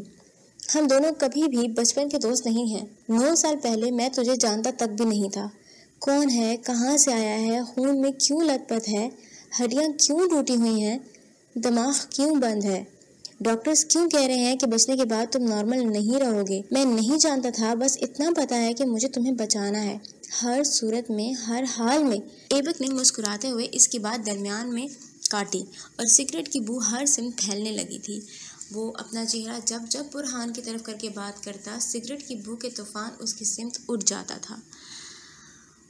اوور دی فیمس آرکیٹیکچر دی برہان ڈیونا کف افسوس مل رہے ہوں گے کہ کاش انہوں نے اس چیز کی خواہش نہ کی ہوتی۔ زردی کھلے چہرے کے ساتھ وہ مدھم آواز میں اس کی طرف دیکھتا کہہ رہا تھا، جس کے نقوش اس کے بعد سے تن گئے تھے۔ کچرے کے ڈھیر سے اٹھائے اس ناکارہ وجود کو نہ بچایا ہوتا، اس کے سیشنز نہ کروائے ہوتے، اسے زندگی کی طرف نہ لایا ہوتا، اس پر اپنا سارا سرمایہ نہ خرچ کیا ہوتا، ہے نا؟ انتقام کے چکر میں تمہارا ظرف بھی کم ہوتا جا رہا ہے۔ برہان نے متصف لہجے میں نفی میں سر ہلاتے ہوئے کہا، تم بھول گئے ہو کہ کاش لفظ نہیں بولنا۔ تم بھول گئے ہو کہ زندگی موت فانی انسان کے ہاتھ میں نہیں ہے۔ تم سب بھولتے جا رہے ہو۔ ایبک سلطان، میں نہیں جانتا کب تم اپنی ذات کو بھی بھلا دو گے یا شاید بھلا چکے ہو۔ تحمل سے برہان کو سننے کے بعد وہ گھٹنوں پر ہاتھ رکھ کر اٹھا اور جیکٹ میں دونوں بازو ڈالے اور ہڈ کو سر پر جگہ دے دی۔ سگریٹ ابھی بھی اس کے منہ میں ہی تھی۔ انتقام ایک ایسی آگ ہے جو سب کچھ جلا کر راکھ کر دیتی ہے۔ خوشیاں، ہنسیاں، سکون، زندگی، سب کچھ، یہاں تک کہ دل بھی۔ ایبک سلطان کچھ ادھورا نہیں چھوڑتا، وہ خود سے کہتا ہوا آگے بڑھ رہا تھا اور اسے خوف سے بہت پرے کہ کوئی اسے دیکھ نہ لے، پہچان نہ لے۔ وہ تیزی سے بھاگتی ہوئی اندر آئی۔ بارش اچانک ہو جائے گی، اسے پتہ نہیں تھا کہ اس لیے سر پر وہ کوٹ کو تانے خود کو بھیگنے سے بچا رہی تھی۔ پتھریلی روش پر قدموں کو تیزی سے اندر ڈالتے ہوئے پل بھر کو اس نے لان کی سمت منہ کیا، پھر وہ واپس چہرے کو سیدھا کر کے بھاگ رہی تھی۔ زینے چند قدم کی دوری پر تھے، زینوں کے ساتھ چھت بھی، جب وہ اچانک کرنٹ کھا کر رکی۔ دماغ نے الارم کیا تھا۔ نظروں کے سامنے جو منظر ابھرا تھا وہ بالکل بھی حقیقت سے میل نہیں کھاتا تھا۔ پھر بھی اس نے چہرے کو واپس موڑا۔ بارش کے موٹے موٹے قطروں کے اس پار لان میں سنگی بینچ موجود تھا، جس کے عقب میں سیمنٹ سے تتلی کے پر بنائے گئے تھے جن سے بآسانی ٹیک لگائی جا سکتی تھی۔ انہی پروں سے ٹیک لگائے اسے کاسنی آنچل نظر آیا۔ وہ یقیناً کوئی اور نہیں بلکہ انیشا تھی، وہ انیشا جسے بارش سے الجھن ہوتی تھی۔ اب وہ گود میں ہاتھ دھرے سر جھکائے بیٹھی تھی، اس طرح کہ اس کے بالوں کی موٹی موٹی لٹیں اطراف میں جھول رہی تھیں اور اس میں سے پانی کے قطرے ٹپک رہے تھے۔ الاف کو یقین نہ آنے کے ساتھ سمجھ بھی نہیں آئی کہ کیا کرے، اندر جا کر چھتری لائے یا ڈائریکٹ اپنی بہن کے پاس چلی جائے جو سوگوار سی دکھتی تھی، اپنے چہار جانب سوگواریت کا حالہ کیے بیٹھی تھی۔ اس نے پہلے وہ قدم اٹھاتی اس کا سیل فون وائبریٹ کرنے لگ گیا۔ کوٹ کو شانوں پر ٹکائے ٹراؤزر کی پاکٹ سے اس نے سیل فون نکالا اور شاہیل کا نام اس کی اسکرین پر موجود تھا۔ بارش اس کے موبائل کو بھگو چکی تھی مگر اس سے فرق نہیں پڑتا تھا، اس کا سیل فون واٹر پروف تھا۔ وہ کال کو اگنور کر کے لان کی نرم گھاس پر قدم رکھتی آگے بڑھی۔ انیشا کے پاس پہنچ کر وہ بینچ کے دوسرے جانب ٹک گئی تھی۔ گردن کو موڑے وہ اب بھی اسے دیکھ رہی تھی جو دنیا مافیا سے بیگانی تھی۔ یہ معجزہ کیسے ہو گیا؟ تم اور بارش؟ ماحول میں چھائی عجیب سی کثافت کو دور کرنے کی غرض سے وہ ہلکے پھلکے انداز میں بولی تھی۔ سیل فون اب بینچ پر رکھا تھا جس میں ایک بار پھر سے شراحیل کی کال کا پیغام آ رہا تھا۔ بارش ہنوز ہو رہی تھی۔ کہیں سر پر چوٹ ووٹ تو نہیں آئی، یا تم بھول گئی ہو کہ تمہیں بارش نہیں پسند؟ انیشا نے ایک طویل تھکا دینے والا گہرا سانس بھر کر، ایسا کرنے پر اس کے کندھے اوپر اٹھ کر واپس جھکے تھے۔ دونوں کے شوز 8 انچ پانی میں ڈوب چکے تھے۔ گھاس اچھے سے پانی کو خوب خود میں جذب کر کے روکے ہوئے تھی۔ کیا ہو گیا یار، کیوں ایسے بیٹھی ہوئی ہو؟ وہ اپنا ہاتھ اس کے ہاتھ پر رکھ کر بولی۔ ایسا کرنے پر الاف کو معلوم ہوا کہ وہ کافی وقت سے یہاں بیٹھی ہے، کیونکہ اس کا ہاتھ اچھا خاصا سرد تھا۔ کیا تم لو ایٹ فرسٹ سائٹ پر یقین رکھتی ہو؟ خاصی دیر بعد انیشا کے لب ہلے تھے اور الاف کے ماتھے پر بل پڑے اور لبوں پر پرسوچ سی مسکان۔ نہیں، یہ سب تو فینٹیسی ورلڈ کی باتیں ہوتی ہیں، حقیقی زندگی کا اس سب سے کوئی تعلق نہیں ہے۔ انیشا ایک بار پھر سے چپ ہو گئی تھی، گہری چپ۔ اس چپ کا دورانیہ جب بڑھا تو الاف پھر سے بولنے پر مجبور ہو گئی۔ پیار، محبت، یہ سب افسانوی باتیں ہیں جو کتابوں میں پڑھنے میں اچھی لگتی ہیں، فلموں میں اٹریکٹ کرتی ہیں، حقیقت میں ان کا وجود نہیں ہے۔ ہاں، انسیت کی انتہا کہہ لو تو الگ بات ہے، لیکن محبت، مجھے نہیں لگتا کہ اصل محبت اب پائی جاتی ہے۔ اس سارے عرصے میں انیشا نے پہلی بار اس کی طرف دیکھا تھا۔ الاف کو یکدم دھچکا لگا کیونکہ اس کی آنکھوں سے صاف واضح تھا کہ وہ روئی ہے۔ تو پھر شراحیل کے جذبوں کو کیا نام دو گی تم؟ اس کی آواز میں روئی روئی سی تھی۔ الاف کو اپنے ارد گرد اچانک حبس محسوس ہوئی۔ وہ تو کئی سالوں سے اپنا گھر، والدین، رشتے چھوڑ کر یہاں بیٹھا ہے، فقط اس لیے کہ تمہیں اپنے سامنے رکھ سکے، روز تمہیں دیکھ سکے، تم سے بات کر سکے، تمہارے ساتھ وقت بتا سکے۔ تمہاری ناراضگی، تلخ کلامی، انکار سب سہتا ہے۔ تو کیا یہ سب بھی محبت نہیں ہے، صرف انسیت کی انتہا ہے؟ وہ دنگ نظروں سے اپنی بہن کو دیکھ رہی تھی جو اس سے اس طرح باز پرس کر رہی تھی جیسے وہ گنہگار ہو۔ وہ اس سے متفق نہیں لگ رہی تھی اور یہ پہلی بار ہی تھا۔ تمہیں کیا ہوا انیشا؟ بتاؤ مجھے، میں سن رہی ہوں، میں سننے کے لیے تیار ہوں۔ اس نے دیکھا ایک بار پھر سے انیشا کی آنکھیں ڈبائی ہیں۔ اس کے دل کو کچھ ہوا تھا۔ تم تیار نہیں ہوتی تو میں خود ہی تمہیں سب کچھ بتا دیتی۔ وہ یہ کہہ کر اٹھ گئی تھی۔ اس کے دل کو ٹھیس پہنچا کر اٹھ گئی تھی، اسے درد دے کر اٹھ گئی تھی۔ وہ ایسا اس نے زندگی میں پہلی بار کیا تھا۔ بارش کو ناپسند کرنے والی اپنی بہن کی خاطر اس میں بھیگتے ہوئے اسے دور جاتا دیکھ رہی تھی۔ انیشا اس سے دور جا رہی تھی، اتنی دور کہ اسے لگنے لگا اس تک پہنچتے پہنچتے وہ تھک کر ہلکان ہو جائے گی۔ اس نے آنکھیں بند کر کے گہری سانس بھری۔ گھاس اور پھولوں کی خوشبو کے ساتھ مٹی کی مہک بھی اس کے نتنوں سے ٹکرائی تھی۔ یہ وہ مہک تھی جو کسی کے بھی موڈ کو خوشگوار کر سکتی تھی۔ لیکن جب دل ہی اداس ہو تو ہر طرح کا موسم اور مہک گراں گزرتے ہیں، جیسے اس وقت اس پر گراں گزر رہے تھے۔ اسے وہاں بیٹھے ہوئے وحشت ہو رہی تھی۔ تبھی تو وہ اٹھ کر کمرے میں آئی۔ فریش ہونے کے بعد وہ ابھی اپنے چھوٹے بالوں کو سکھا ہی رہی تھی کہ ایک بار پھر سے اس کا سیل فون گھوم گھوم کرنے لگا۔ ہاتھ بڑھا کر اس نے کال ریسیو کی اور واپس سابقہ کام میں مصروف ہو گئی۔ کہاں تھی تم؟ کب سے کال کر رہا ہوں تمہیں۔ آواز سے معلوم ہوتا تھا جیسے وہ کہیں باہر ہے۔ بارش کے شور کے ساتھ ٹریفک کا شور بھی وہاں موجود تھا۔ ایک ہاتھ سے بالوں کو پکڑے دوسرے سے مشین کو ان پر پھیرتے ہوئے وہ اسے جواب دے رہی تھی۔ وعلیکم السلام، تھوڑی مصروف تھی، کہو کیا بات ہے؟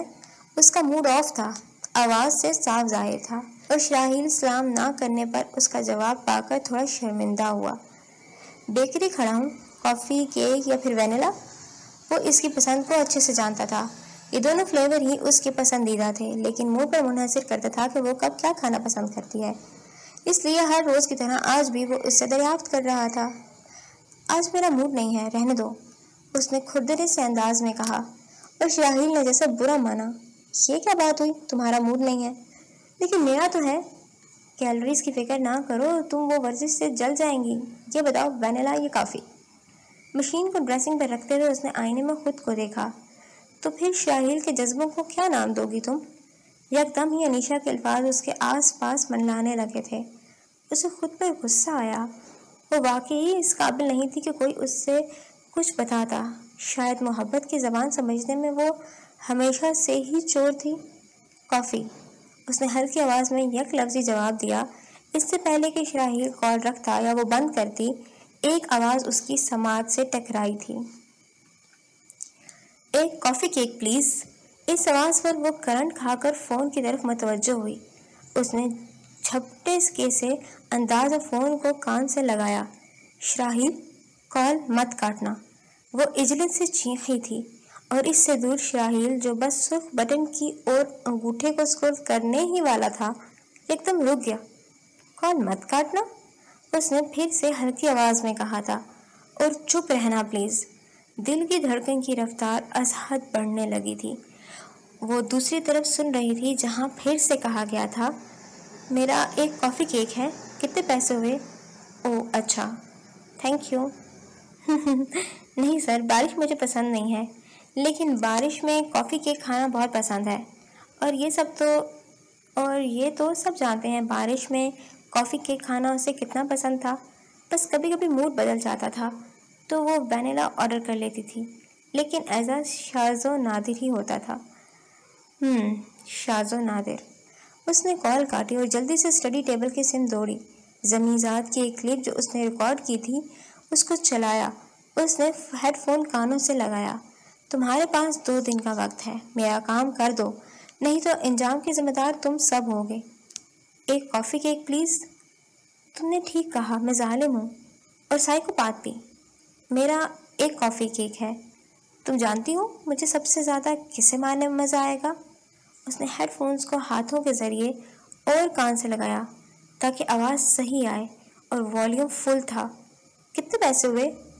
مجھے کسی کو بھی مارنے میں کوئی آر نہیں۔ اوہ اچھا، میں تھوڑا سر پھرا سا ہوں، سو مجھ سے بات کرتے ہوئے تمیز کے دائرے میں رہا کرو۔ Thank you. نوازش۔ تمہیں میری ہنسی اتنی کھلتی کیوں ہے؟ جب دیکھو منہ کے ٹیڑھے میڑے زاویے بنے ہوتے ہیں۔ بارش میں کافی کیک کھانا بہت پسند ہے۔ اس نے ہیڈ فونز اتار کر زور سے پھینکے اور آنکھیں بند کر کے گردن کو اونچا کر کے بیٹھ گئی۔ ایک کافی کیک پلیز۔ تم نے ٹھیک کہا، میں ظالم ہوں اور سائیکوپاتھ بھی۔ اس کا سیل فون ایک بار پھر سے بجنے لگا۔ اس نے تھک کر آنکھیں کھولیں اور اسکرین پر شاہیل کا نام پھر سے ابھر پڑا تھا۔ اس نے بے دلی سے کال اٹینڈ کی تھی، مجھ سے کہہ کر کہ کال مت کاٹنا، اور خود ڈسکنیکٹ کر دی تم نے۔ گاڑی کے ہارن کی آوازوں سے معلوم ہوتا تھا کہ وہ سڑک پر ہے۔ اس نے ناک کے کنارے پر شہادت کی انگلی کو لمبائی میں پھیرتے ہوئے کہا، ہاں وہ بس ایسے ہی۔ تم بتاؤ کب تک پہنچ رہے ہو؟ بس 2 منٹ میں۔ اس کی بات سن کر اس نے رابطہ پھر سے منقطع کر دیا۔ کیا ہو رہا تھا اس کے ساتھ؟ پارک میں موجود لڑکے کی آنکھیں، اور اب بیکری میں وہ آواز، اتنا زیادہ اتفاق کیسے ہو سکتا ہے بھلا؟ کسی دوسرے انسان کی آواز کیسے کسی کی آواز اتنی مشابہت رکھ سکتی ہے؟ بالکل اس کی ہی معلوم ہو۔ زمیں ذات بیجنگ میں ہے۔ کال میں موجود وقت اور قیام بیجنگ کا نظر آتا تھا۔ وہ جب بات کرتا تھا تو پاکستان میں شام ہوتی تھی اور وہاں دھوپ نکل رہی ہوتی تھی۔ اس کے آس پاس کے لوگ، ان کا حلیہ، کمپیوٹر کی نشاندہی کہ وہ بیجنگ میں ہی ہے، کیا وہ سب جھوٹ ہے یا پھر کوئی بہت بڑی سازش ہو رہی ہے جسے وہ نہیں پہچان رہی؟ اس نے منہ پر ہاتھ رکھے۔ یا اللہ، تو ہی میری مدد کر پلیز۔ آنکھیں بند کیے وہ اپنے اللہ سے ہم کلام تھی۔ باہر بارش زور و شور سے جاری تھی۔ اس نے کچھ سوچ کر اپنا سسٹم آن کیا اور 10 منٹ گزرے تھے کہ کوئی کال موصول نہیں ہوئی تھی۔ اس نے خود ہی بالآخر کال ملا دی۔ وہ بارش سے بچ کر دوڑتا ہوا گھر میں داخل ہوا جہاں برہان جلے پیر کی بلی کی طرح اس کا منتظر تھا۔ ایبک نے جلدی سے جیکٹ اتار کر سٹینڈ پر پھینکی اور ساتھ میں ماسک بھی اتار دیا۔ کتنی کالز کی؟ وہ کیک کا پیک اسے پکڑاتے ہوئے پوچھ رہا تھا، ساتھ میں تہہ خانے کی سیڑھیاں بھی اتر رہا تھا۔ ٹوٹل 7۔ برہان کے بتانے پر گارڈ نے اس کے لیے دروازہ واک کیا۔ مغوی لوگ اس وقت کھانا تناول فرما رہے تھے۔ ایبک نے اسکرینز کا رخ ان سے پھیر کر دیوار کی سمت کیا، ماسک منہ پر چڑھایا اور کال ملا دی۔ ابھی معلوم ہو جائے گا، تم ان لوگوں پر نظر رکھو۔ برہان اسے کہنے پر مڑ گیا اور چند قدم آگے جا کر وہ مڑ کر دیکھ رہا تھا کہ ایبک اسکرین کی طرف دیکھ کر ہاتھ ہلا رہا ہے۔ میں نے سنا ہے تم نے مجھے یاد کیا؟ اس کی کانچ سی بھوری آنکھیں تھکن زدہ سی تھیں۔ الاف چند لمحے اسے تکتی رہی۔ میرا ایک کافی کیک پلیز۔ وہ گہری سانس بھر رہی تھی۔ ساجد کسائی سے متعلق بات کرنی تھی تم سے۔ اس تک کیسے پہنچے یہ سوال نہیں کروں گی، اسے کیوں مارا یہ ضرور پوچھوں گی۔ بس۔ حیرت بھری آواز، یہی پوچھنے کے لیے اتنی کالز کی؟ اور مجھے دیکھو، خوش فہمیوں کے سمندر میں ڈوب رہا تھا۔ تمہیں اور میری یاد ستا جائے، ناممکن۔ نہیں، مجھے بارش پسند نہیں۔ میں نے جو پوچھا ہے اس کا جواب دو، تم نے اسے کیوں مارا؟ ایبک قدرے آگے آیا، اپنی کان سی آنکھوں کو سکیڑ کر بولا، کیونکہ تم میرا ٹارگٹ ہو۔ جو بھی تم تک رسائی حاصل کرے گا موت کے منہ میں جائے گا۔ الاف تضحیکی مسکرائی۔ وہ آواز اسی انسان کی تھی۔ ٹھپا لگ گیا۔ لمحے بعد بولی، موسم کتنا اچھا ہے نا؟ اس اچھے موسم میں ایک اچھی سی بات سنو۔ ایبک سینے پر بازو باندھے اسے دیکھ رہا تھا جو کہہ رہی تھی، میں انگیجڈ ہوں اور اپنے منگیتر سے بہت محبت کرتی ہوں۔ سب سے زیادہ اسی کی رسائی ہے مجھ تک۔ اب کیا کہو گے؟ چند ساعتیں، چند تڑپتی بلکتی ساعتیں، چند روتی کرلاتی ساعتیں دونوں کے درمیان سے چیخ چنگھاڑ کر گزری تھیں، مگر اس کی چیخ پکار نے جس کی سماعت خون آلود کی وہ ایبک سلطان کی تھی۔ کچھ سوچیں دماغ میں آ رہی تھیں لیکن اس نے انہیں آنے سے روک دیا، جھٹک دیا، پرے کر دیا۔ تمہاری ذاتی زندگی کے بارے میں نہیں کہہ رہا ہوں، کل بات کریں گے، مجھے ابھی ضروری کام کرنا ہے۔ اور اسکرین تاریک ہو گئی تھی۔ وہ دونوں ہاتھ جھولی میں ڈالے گردن ٹیڑھی کیے یرغمالوں کو دیکھ رہا تھا۔ دل کی زمین نم ہو گئی تھی۔ درد آہستہ آہستہ پورے وجود میں پھیلنے لگا۔ اسے بھول جاؤ، وہ تمہاری کبھی نہیں ہوگی۔ کوئی نرم لہجے میں اس سے کہہ رہا تھا اور اس نے آنکھیں موند لیں۔ آسمان ابر آلود نہیں تھا، آج سمندر سا گہرا نیلا، کہیں کہیں تیرتے بادل اور ان کو چیر کر نکلتی سورج کی تیز روشنی۔ بنفشی بادلوں کے درمیان، وہاں جہاں آسمان کی وسعتیں ختم نہیں ہوتی، وہاں سے تھوڑی نیچے قوس قزح کے دلکش رنگ پھیلے ہوئے تھے، ایسے کہ آدھی قوس قزح بادلوں میں چھپ رہی تھی اور آدھی ان کے بیچ سے نکل رہی تھی۔ اس خوشگوار موسم میں اس کے آفس کا منظر خاصا پراسرار سا تھا۔ چیف ہاتھوں کی مٹھیاں بنائے سنجیدہ تھے اور پولیس کے کچھ اہلکار وہاں موجود تھے جو ان پر چیخ رہے تھے۔ ساجد قصائی کے ہاں ہوئے بلاسٹ میں آپ کا ہاتھ ہے یا نہیں؟ یہ کوئی 10ویں بار تھا جو اس سے سوال کیا جا رہا تھا۔ وہ زج ہو گیا۔ عاجز پنی سے اس نے مدد طلب نگاہیں الاف پر گاڑیں، جس کا چہرہ از حد سنجیدہ تھا۔ وہ کچھ نہیں بولی، بس لب سیے بیٹھی رہی۔ میں کتنی بار آپ کو بتاؤں، میں نے کچھ ایسا نہیں کیا، میرا کام خبریں چلانا ہے، بلاسٹ کروانا نہیں ہے۔ وہ کیسے مرا مجھے اس کی کیا خبر؟ وہ جھنجھلائے انداز میں کہہ رہا تھا۔ کمرے میں لمحے بھر کو سکوت طاری ہوا۔ اے سی کی گرم ہوا نے ماحول کو مزید گرما دیا۔ اگر ایسا ہے تو اس باکس کے بارے میں کیا خیال ہے جس پر آپ کی ایجنسی کا نام پرنٹ ہے؟ اور اس صحافی کا کیا جس نے ان کے بارے میں خبریں اکٹھی کی تھیں؟ ایلی کو سامنے لے آؤ، ہم تمہیں چھوڑ کر اس سے باز پرس کر لیں گے۔ الاف نے ٹانگ پر سے ٹانگ اتاری، کرخت چہرے والی اس تفتیشی آفیسر کو دیکھا جو چیف کو چت کرنے والی نگاہوں سے گھور رہا تھا۔ گرم کمرے میں اس کی مدھم و مستحکم آواز گونجی۔ میں ہوں ایلی، پوچھیں مجھ سے، کیا پوچھنا چاہتے ہیں آپ؟ مجھ سے پوچھیں۔ اس کی آواز پر چیف کا سانس تھما تھا۔ وہ تحیر سے اس لڑکی کو دیکھ رہے تھے جو چشموں کے سہاروں کو بنا دیکھے بھی نہیں دیکھ سکتی تھی، جس کی آنکھ میں کوئی خوف تھا نہ ہی کوئی ہچکچاہٹ۔ وہ بے خوفی سے اپنے آپ کو عیاں کر رہی تھی، دنیا کو ایلی کے بارے میں بتانے کے لیے تیار تھی۔ آپ ایس پی سمر کی بہن ہیں، ہم جانتے ہیں، اس معاملے میں خود کو انوالو مت کریں۔ وہی پولیس والا جو چیف کے لیے سخت تھا نرم لہجے میں اسے متنبی کر رہا تھا۔ الاف نے ایک نگاہ چیف پر ڈالی اور فیصلہ کن لہجے میں بولی، میں یقیناً سمر کی بہن ہوں اور میں اس توسط سے ہی آج تک ایلی کو ڈسکلوز نہیں کر سکی، مگر اب مجھے لگتا ہے کہ اس کی ضرورت آ پہنچی ہے۔ خبروں میں چھپنے والا وہ نام جس کو جاننے کا سب کو اشتیاق ہے، میں ہی ہوں۔ یقین نہیں آتا تو میری میل چیک کر لیں، ایلی آپ کو ہر جگہ نظر آئے گی۔ باہر موسم خوشگوار تھا تو اندر ایسی گرمی اور گھٹن تھی مانو ساون سر پر ہو۔ باہر پرسکون سے پرندوں کے نغمے گونج رہے تھے تو اندر میت سامنے رکھی ہو، جیسے خاموشی چھائی ہوئی تھی۔ خاموشی اتنی تھی کہ ہر ایک کی سانس کی آواز بھی دوسرے کو آسانی سے سنائی دے رہی تھی۔ وہی دبنگ لہجے اور شکلوں والا پولیس مین شہادت کی انگلی سے ماتھے کو کھجاتے ہوئے اس کی طرف دیکھنے لگا۔ لڑکی کے وثوق سے کہنے پر اس کی آنکھوں میں سوچ کی لکیر ابھری تھی، یعنی کرپٹ وکیل کو پھانسی، کونسلر کے بیٹے کا ریپ کے سلسلے میں سنسار ہونا، سکولز آف آئیڈیالوجی میں ریڈز، بھتہ خوروں کی گرفتاری، انسان دشمن ڈاکٹرز کے سسپینڈز اور کئی ہاؤسنگ سوسائٹی اور اسمگلرز کو اریسٹ اور وارنٹ کے پیچھے آپ کا ہاتھ ہے۔ وہ اب بھی یقین نہیں کر پا رہا تھا کہ جو لڑکی سامنے بیٹھی ہے وہی ایلی ہے اور یہ سب کارنامے اسی کی بدولت ہوئے ہیں۔ الاف نے ہولے سے سر کو ہلایا اور کہا، بے شک ایسا ہی ہے، میرے کئی دشمن بن چکے ہیں جس کی وجہ سے بھائی مجھے چھپا کر رکھتے ہیں، آپ چاہیں تو ان سے تصدیق کر سکتے ہیں۔ ارے نہیں، ہماری کیا مجال جو ان سے پوچھیں۔ آپ نے کہا، ہم نے یقین کر لیا، چلتے ہیں۔ وہ اپنی کیپ اور اسٹک اٹھاتا کانسٹیبلز کے ساتھ وہاں سے چلا گیا تھا۔ ساجد قصائی کی موت اس وقت خبروں میں ہاٹ بنی ہوئی تھی۔ وہ ایسا انسان تھا جس کے مرنے کے بعد الاف کی آدھی مشکلات حل ہو گئی تھیں۔ وہ اس کی موت پر سکون کا سانس لے رہی تھی اور کہیں نہ کہیں دل کے اندر زمیں ذات کی بھی مشکور تھی کہ اس نے اس چیچڑ سے اس کی جان چھڑوا دی تھی۔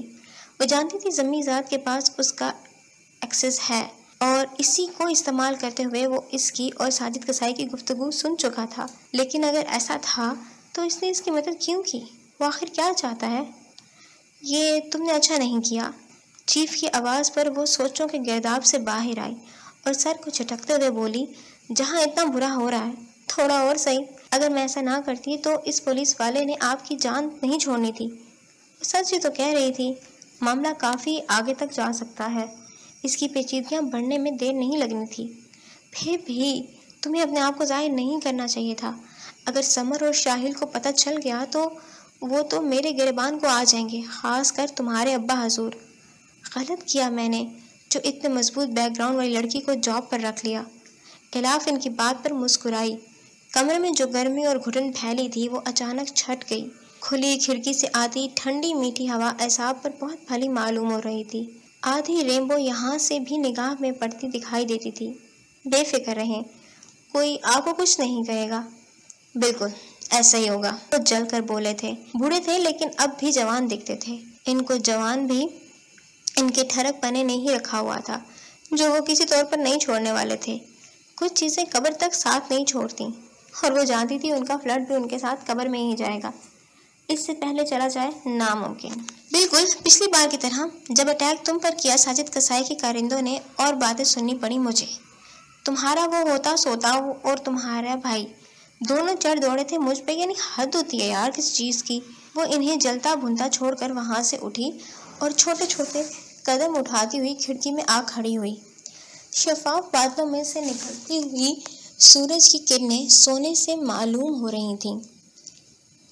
آدھی رینبو اور اس کے آگے آڑھے پرندے نگاہوں کو ترواہٹ بھرنے لگے۔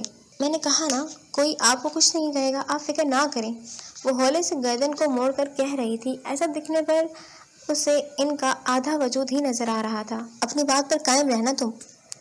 وہ گھٹنوں پر ہاتھ رکھ کر وہاں سے اٹھ گئے تھے۔ الاف نے گردن سیدھی کی۔ ٹھنڈی اور میٹھی ہوا اس کے گداز گالوں کو چھو رہی تھی۔ نظر کے چشمے اب بھی اس کی آنکھوں پر موجود تھے اور بالوں کی اونچی ٹیل پونی بنائی ہوئی تھی۔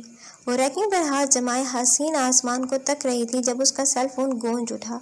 گہرا سانس چھوڑ کر اس نے جیکٹ کی جیب میں سے سیل فون نکالا۔ نمبر وہاں پر ندار تھا اور پرائیویٹ کال کے حروف جگمگا رہے تھے۔ اس لیے کوئی نئی بات نہیں تھی، اس طرح کی کالز اسے آتی ہی رہتی تھی، اس لیے بنا کسی حجت کے اس نے کال اٹینڈ کر لی۔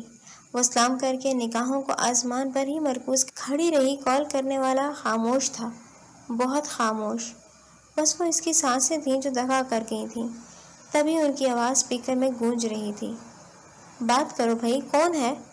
اب کہ وہ جھنجھلا گئی تبھی کڑوے انداز میں بولی۔ اس کا سیل فون اس کے ہاتھ میں تھا اور ہمیشہ کی طرح لاؤڈ اسپیکر آن تھا۔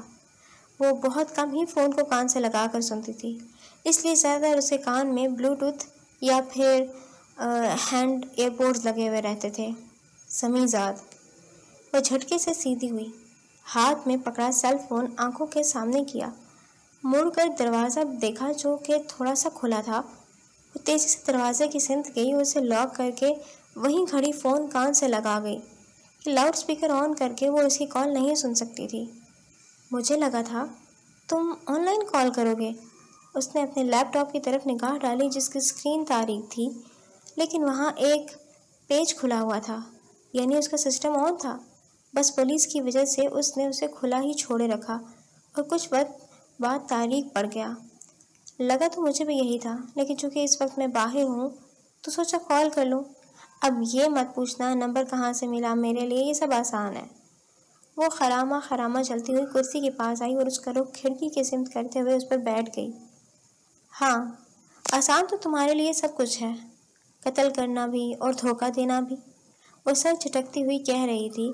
ابھی وہ پوری طرح سے بیٹھی بھی نہیں تھی کہ اسے پیچھے سے پنجابی بولتے لوگوں کی آوازیں سنائی دیں اور اس کا شک یقین میں بدلنے لگا۔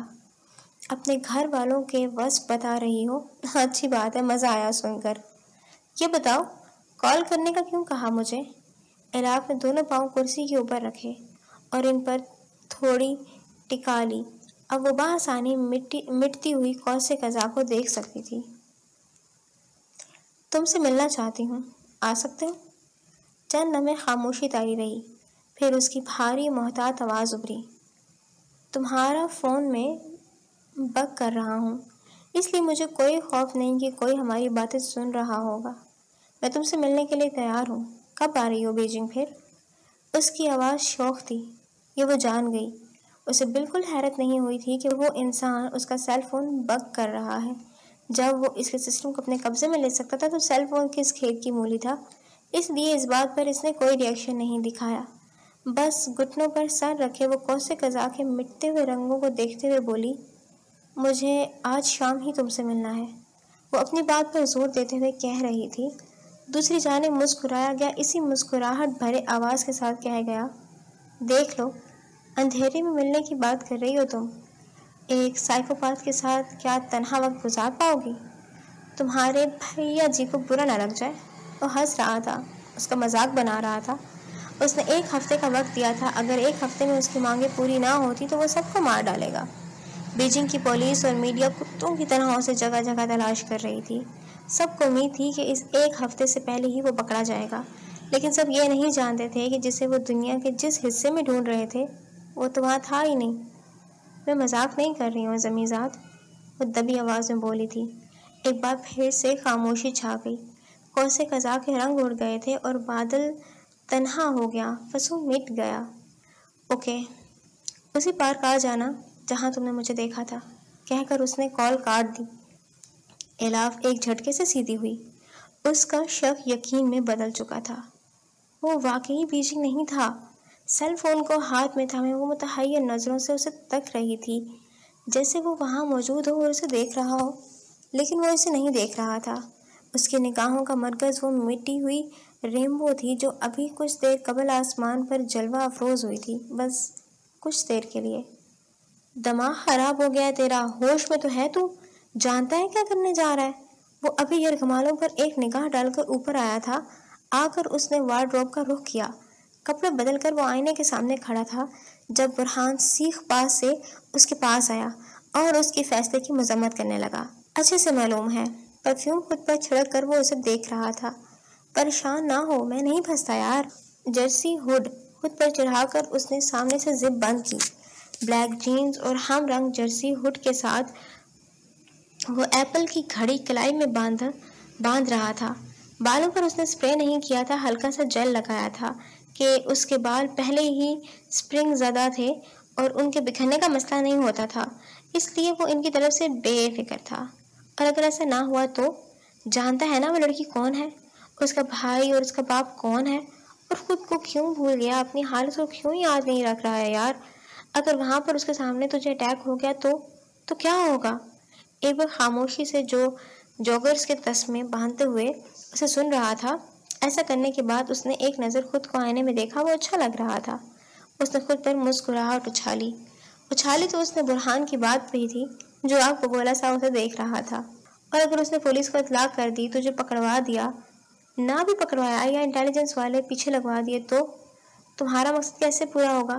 ایبک میں تم سے بات کر رہا ہوں، ڈیٹ پر نہیں جا رہے ہو تم جو یوں بند سنور رہے ہو۔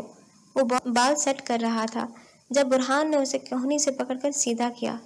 اس کا رخ برہان کی طرف ہو گیا تھا اور وہ اب خشمگین نظروں سے اسے دیکھ رہا تھا۔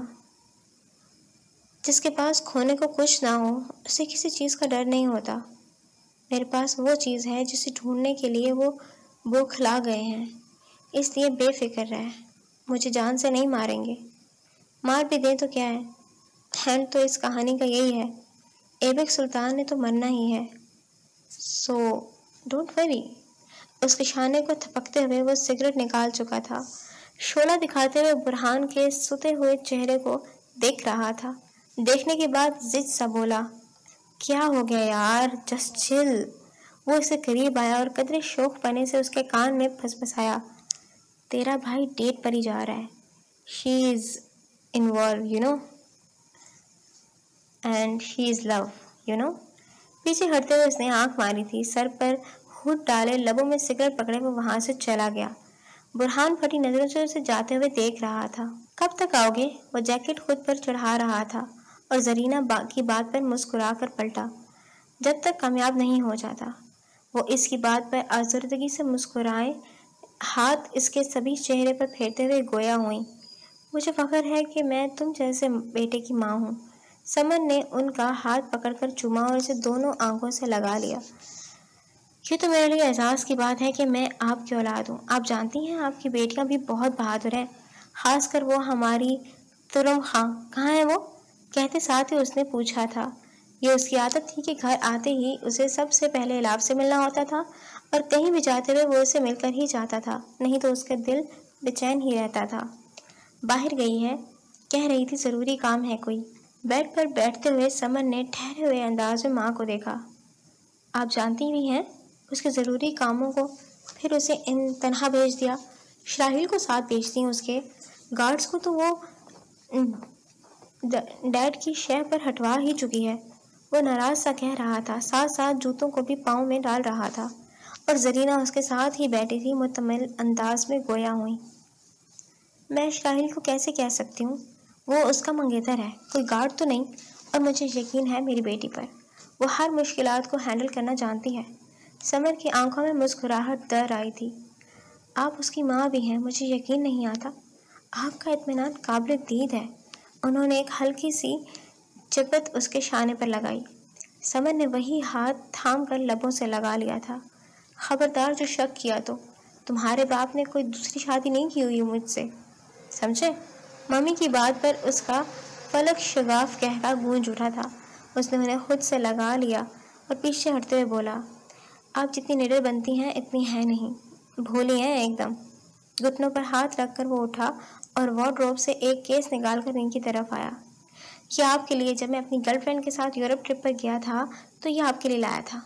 وہ اس کے ہاتھ سے کیس کو پکڑ کر کھول رہی تھیں اور اندر ایک نازک سی چین تھی جس پر کہیں کہیں ہیرے آویزاں تھے۔ ہاں پتہ ہے مجھے تمہاری کتنی مائیں ہیں، مجھ سے تو تم نہ ہی چھپاؤ کچھ۔ میں جانتی ہوں وہ بھی تمہارا ایک مشن ہی تھا جس پر تم نکلے ہوئے تھے، خواہ مخواہ میری پیاری بچی سے منہ ماری کر گئے تھے۔ وہ انیشا کا ذکر کر رہی تھی جس نے ماں کو شکایت لگائی تھی، اور سمر ماتھے کو کھجاتے ہوئے سر کو نفی میں ہلا گیا۔ یعنی آپ سے کچھ چھپا نہیں رہ سکتا۔ آپ مائیں بھی نا مہان ہوتی ہو۔ میں جانتی ہوں میرے بچے کی زندگی میں نامحرم رشتے کی کوئی گنجائش نہیں ہے۔ اپنی طبیعت پر مجھے آنکھ بند کر کے یقین ہے۔ ان کے اس اعتماد نے سمر کے دل کو بھر دیا تھا۔ انسان کو کیا چاہیے ہوتا ہے؟ اعتماد، یقین اور محبت۔ یہ سب ہی تو اسے اپنے گھر سے میسر تھا۔ اس کی ماں کو اس پر یقین تھا، اس کی بہنیں اس سے بے پناہ محبت کرتی تھیں۔ جب اتنے بڑے اثاثے اس کے پاس تھے تو وہ کیوں باہر منہ مارے گا؟ اس کی تربیت ایسی تھی اور نہ ہی اس کی نیت۔ بہنوں کے ہوتے ہوئے کوئی بھائی یوں بھی کچھ غلط نہیں کر سکتا کہ بہنوں والے بھائیوں کے دل اتنے دلیر نہیں ہوا کرتے کہ وہ سب اپنی بہنوں کے ساتھ ہوتے ہوئے دیکھیں جو وہ دوسروں کی بہنوں کے ساتھ کرتے ہیں۔ سمر ان کے گھٹنوں میں آ کر بیٹھا اور محبت پاش نگاہوں سے انہیں دیکھتے ہوئے گویا ہوا، میں آپ کے یقین کو ملیا میٹ کبھی نہیں ہونے دوں گا۔ میں سچ کہہ رہا ہوں ممی، وہ ان کے دونوں ہاتھ اپنے ہاتھوں میں جکڑتے ہوئے کہہ رہا تھا۔ اعتماد کی گرمائش نے زرینہ کو مسکرانے پر مجبور کر دیا۔ میں جانتی ہوں۔ اس کے سر پر ہلکی سی چپت رکھ کر اٹھ کر کھڑی ہوئی۔ سمن نے ایک نظر اپنے سراپے پر ڈالی، پھر اپنے کمرے سے نکل کر انیشا کے کمرے میں ناک کر کے آ گیا۔ وہ اس وقت الٹی کتاب ہاتھ میں تھامے سوچوں میں غلطاں تھی جب سمن نے اس کی ہاتھ سے کتاب لے کر اسے سیدھی کر کے پکڑائی اور اسے وہاں دیکھ کر جبرن مسکرا دی۔ معلوم ہوتا ہے تم اداس ہو، اب جلدی سے بتا دو کیا بات ہے، ورنہ تم جانتی ہو نا میرا سفر اچھا نہیں کٹے گا۔ گھوم کر وہ بیڈ کے دوسرے سرے پر آیا اور اس کے گھٹنے پر سر ٹکا کر لیٹ گیا۔ ہاں میری اتنی فکر تمہیں، تم تو اپنی چہیتی سے لاڈ دکھایا کرو، اٹھو میرے گھٹنے پر سے۔ وہ اسے سرکانا چاہتی تھی لیکن ناکام رہی۔ دل میں جو اتھل پتھل ہو چکی تھی وہ اس کی بھنک کسی کو بھی نہیں لگنے دینا چاہتی تھی، اس لیے جان بوجھ کر اس طرح سے بولی، اور سمر کی آنکھیں حقیقتاً پھٹ گئیں۔ یعنی تم الاب سے جیلس ہو رہی ہو؟ وہ حیرت سے پوچھ رہا تھا، اور انیشا نے منہ کو مزید پھیلایا۔ دوپہر ڈھل رہی تھی اور بس شام ہونے کو ہی تھی۔ میں کیوں اس سے جیلس ہوں گی؟ وہ میری بہن ہے، اور تم میرے کمرے میں کہیں بھی کیا رہے ہو؟ جاؤ اسی کے پاس جاؤ، اسی کے ساتھ بیٹھ کر کافی پیو، اسی کے ساتھ بیٹھ کر کیک کھاؤ، اور اسی کے ساتھ بیٹھ کر دنیا جہان کی غیبتیں کرو۔ سمر منہ کھولے سے سن رہا تھا اور اس کا سر ابھی انیشا کے گھٹنے پر موجود تھا۔ جوتوں والے پاؤں نیچے لٹکائے وہ اس کے پاس لیٹا ہوا تھا جو جلی بھنی سی دکھ رہی تھی۔ تمہیں لگتا ہے میں یعنی SP سمر غفور دنیا جہاں کی غیبتیں کرتا ہوں؟ Are you serious Anish? Anisha اس کے متحیر انداز میں لبوں پر مچلتی ہنسی کا گلا گھونٹ گئی۔ وہ نظریں چکائے اسے دیکھ رہی تھی، جو نظریں اٹھائے اسے سوالیہ نگاہوں سے دیکھ رہا تھا۔ کہاں کے ایس پی؟ تھکڑ آفیسر کہو، اٹھو، تمہارے کانٹے دار بال میرے نازک گھٹنے پر چبھ رہے ہیں۔ وہ دانت پیستا ہوا اٹھا اور اس کے چیخنے کے باوجود جوتوں سمیت اس کے بیڈ پر بیٹھ گیا۔ یہ کانٹے دار بال تب کیوں نہیں چبھتے تمہیں جب تم میرا ہیئر سٹائل بنانے آتی ہو، یا یوں کہو تم مجھے اپنے کمرے سے نکالنا چاہ رہی ہو؟ اس کی بات پر انیشا کا سانس پل بھر کو رکا تھا۔ وہ فوراً سے خود کو کمپوز کرتے ہوئے بولی، بالکل، تم نے ٹھیک کہا، میں ایسا ہی چاہ رہی ہوں کیونکہ میں تم سے خفا ہوں۔ وہ روٹھے ہوئے پن سے بولی تھی اور اس کی ایکٹنگ اور ضبط کمال کا تھا۔ تم مجھ سے کیوں خفا ہو؟ میں نے کیا کیا ہے؟ وہ اس کی آنکھوں کی نمی میں الجھ گیا تھا۔ اسے قدرے اب نارمل سے رویے پر اٹک گیا تھا۔ اسے لگا جیسے وہ آج نہیں جا پائے گا، وہ ضمیذ ذات کو نہیں پکڑ پائے گا جب تک اس کی بہن اس سے راضی نہیں ہو جاتی، جب تک وہ اپنے دل کی بات اسے بتا نہیں دیتی۔ لیکن وہ جانتا تھا آج وہ کچھ نہیں بولے گی، ابھی وہ کچھ نہیں بولے گی۔ تم نے مجھے بتایا کیوں نہیں کہ وہ لڑکی تمہاری گرل فرینڈ نہیں تھی بلکہ تمہاری ٹیم کا حصہ تھی؟ یہ بتاؤ اصل بات کیا ہے؟ تم مجھ سے اس چیز کے لیے تو خفا نہیں ہو؟ وہ اس کا ہاتھ تھام گیا تھا، اس کا ہاتھ دباتے ہوئے اعتماد دلا رہا تھا کہ اس کے ساتھ اس کا بھائی ہے، وہ تنہا نہیں ہے۔ یہی چیز تھی، یہی بات تھی جس کی بدولت جذباتی، کمزور اور چھوٹے دل کی انیشا دھڑ دھڑ آنسو بہاتے ہوئے اس کے سینے سے جا لگی۔ وہ اپنے دونوں ہاتھ اس کے گرد باندھ کر رو رہی تھی۔ اس کے آنسو سمر کی سفید شرٹ میں جذب ہو رہے تھے۔ وہ اس کی شرٹ کو سختی سے پکڑے ہوئے روتے ہی چلی جا رہی تھی۔ سمر ایک لمحے کو اس غیر متوقع رد عمل پر سر پٹا سا گیا۔ اس کے چہرے کے نقوش تن گئے تھے اور دل بھاری ہو چلا تھا۔ مدھم مدھم سانسیں لیتا ہوا وہ اس کا سر تھپک رہا تھا۔ اس کے آنسو تھمنے کا انتظار کر رہا تھا، مگر شاید آج اس کے آنسو نہیں تھمنے تھے، اس لیے وہ چپ ہی نہیں ہو رہی تھی۔ جتنا دل کر رہا ہے کھل کر رو لو بیٹا، کیونکہ اس کے بعد میں تمہیں رونے نہیں دوں گا۔ وہ اس کی بات پر پھر سے پھوٹ پھوٹ کر رو دی تھی۔ طرح طرح کے وسوسے تھے جو اس کے دل میں اٹھن بھر رہے تھے، مگر وہ اپنے دل کو تسلی دے رہا تھا اور وہ کہہ رہا تھا کہ سب ٹھیک ہے۔ اگر سب ٹھیک نہ ہوتا تو وہ نہیں جانتا تھا کہ وہ کیا کر دے گا۔ اس وقت وہ برداشت کی انتہا پر تھا۔ وہ یہ الفاظ ادا کر کے پل بھر کو رکی۔ اس کا رکنا سمر کی جان لینے کے لیے کافی تھا۔ میں نے گاڑی کے نیچے آوارہ کتے کو کچل دیا، میں نے قتل کر دیا ہے بھائی۔ قتل؟ سمر کے دل میں ٹیس سی اٹھی۔ یہ لفظ ہمیشہ اس کے لیے تکلیف کا باعث بنتا تھا، ہمیشہ۔ وہ یہ اعتراف کر کے ایک بار پھر سے رو دی۔ اس کے اعتراف نے، اس کے کھلے لفظوں نے، سچائی میں ڈوبے لہجے نے سمر کا اٹکا ہوا سانس بحال کیا۔ اس نے آنکھیں بند کر کے ہونٹوں کو تر کیا اور دونوں ہاتھ اس کی پشت پر باندھ کر اسے خود میں مضبوطی سے سمویا۔ اس نے دونوں ہاتھوں کی مٹھیاں بنائی ہوئی تھیں جو آپس میں پیوست تھیں۔ وہ کلائیوں کے ذریعے اسے خود سے لگائے ہوئے تھا۔ چند ساعتیں گزرنے کے بعد وہ بولا، پاگل ہو انیشا، بہت بڑی پاگل ہو یار۔ موت کے منہ سے واپس آیا ہوں میں، تختہ دار پر چڑھا دیا تھا تم نے مجھے۔ خود سے جدا کرتے ہوئے وہ اسے کہہ رہا تھا۔ ہتھیلیوں کو اوپر اٹھا کر وہ اس کے آنسو رگڑ رہا تھا۔ حزن سے سرخ پڑتے گال اور ناک پر نگاہ ڈالے وہ اس کی لٹوں کو کان سے پیچھے اڑسنے لگا تھا۔ اس طرح بھی کوئی روتا ہے؟ ایسے بھی کوئی جان نکالتا ہے بھلا؟ صحیح کہتی ہے الاف، تم ایک نمبر کی بے وقوف ہو۔ وہ بولنے کے لیے لب کھول رہی تھی جب سمر نے انگلی اٹھا کر اسے چپ کروا دیا۔ سائڈ ٹیبل پر رکھے جگ میں سے اس کے لیے پانی نکال کر وہ گلاس اس کی طرف بڑھا رہا تھا جس کی ہچکی بن چکی تھی۔ پر بھائی کو میری وجہ سے مرا ہے، اس نے متورم آنکھیں اٹھا کر اسے دیکھتے ہوئے کہا، اور پانی مشکل سے اس کے حلق سے نیچے اترا تھا۔ یہ پانی پینے کے دوران آتی آوازیں اسے بتا گئی تھیں۔ سمر کو بے ساختہ اپنی بہن پر بہت پیار آیا، بہت ہی زیادہ پیار۔ وہ ایکسیڈنٹ تھا اسٹوپڈ، اس کی موت لکھی تھی۔ تمہاری کار سے نہ مرتا تو کسی اور کی کار سے مر جاتا، سمپل۔ وہ اس کے سر پر پیار بھری چپت رکھتے ہوئے کہہ رہا تھا، خود کو تسلی دے رہا تھا، ہمیشہ کی طرح۔ قتل؟ ٹیس ایک بار پھر سے اٹھی۔ انیشا کی اگلی بات نے اس کو لاجواب کر دیا۔ کیا موت اتنی سمپل ہوتی ہے؟ اگر اس کی جگہ انسان ہوتا تو تب بھی آپ یہی کہتے؟ اس بات پر وہ اس کے ہاتھوں کی طرف دیکھنے لگا تھا جن میں قید گلاس کانپ رہا تھا۔ اس نے واپس نگاہ انیشا کی طرف ڈالی اور ہلکے پھلکے انداز میں بولا، جو چیز نہیں ہوئی ہے اسے فرض کیوں کریں؟ کم آن، اب مسکرا بھی دو، تم جانتی ہو تم دونوں میں سے کوئی ایک بھی پریشان ہو تو میں کام ڈھنگ سے کر ہی نہیں پاتا۔ اس کی بات پر وہ آنسو رگڑتے ہوئے ہولے سے مسکرا دی اور سمر کا دل کچھ ہلکا ہوا۔ That's like my good girl، اور اس کی بال بکھیرتا کہہ رہا تھا۔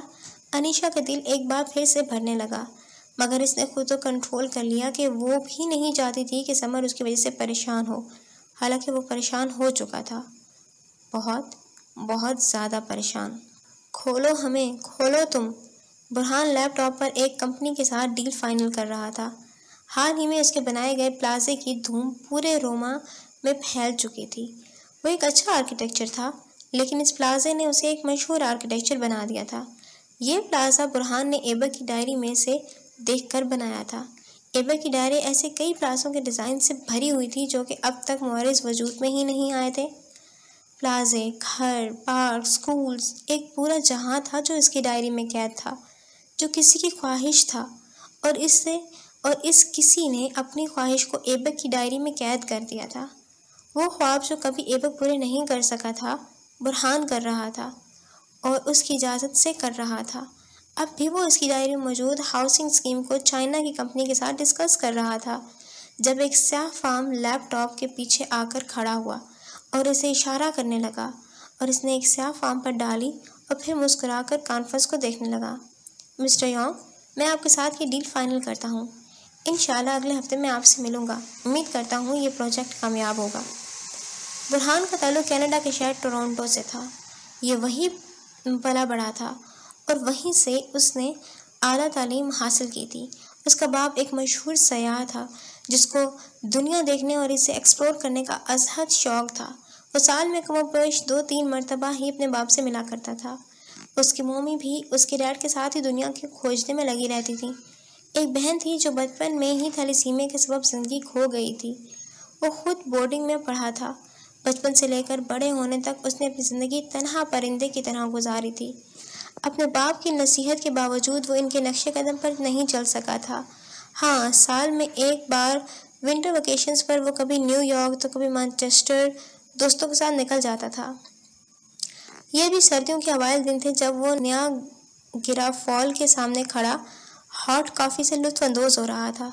پاس میں ہی کچھ لڑکے کھڑے گٹاروں کے تاروں کو چھو رہے تھے اور تیز گرتے جھرنے کی آوازوں میں گٹار کی آواز کہیں کھو سی رہی تھی۔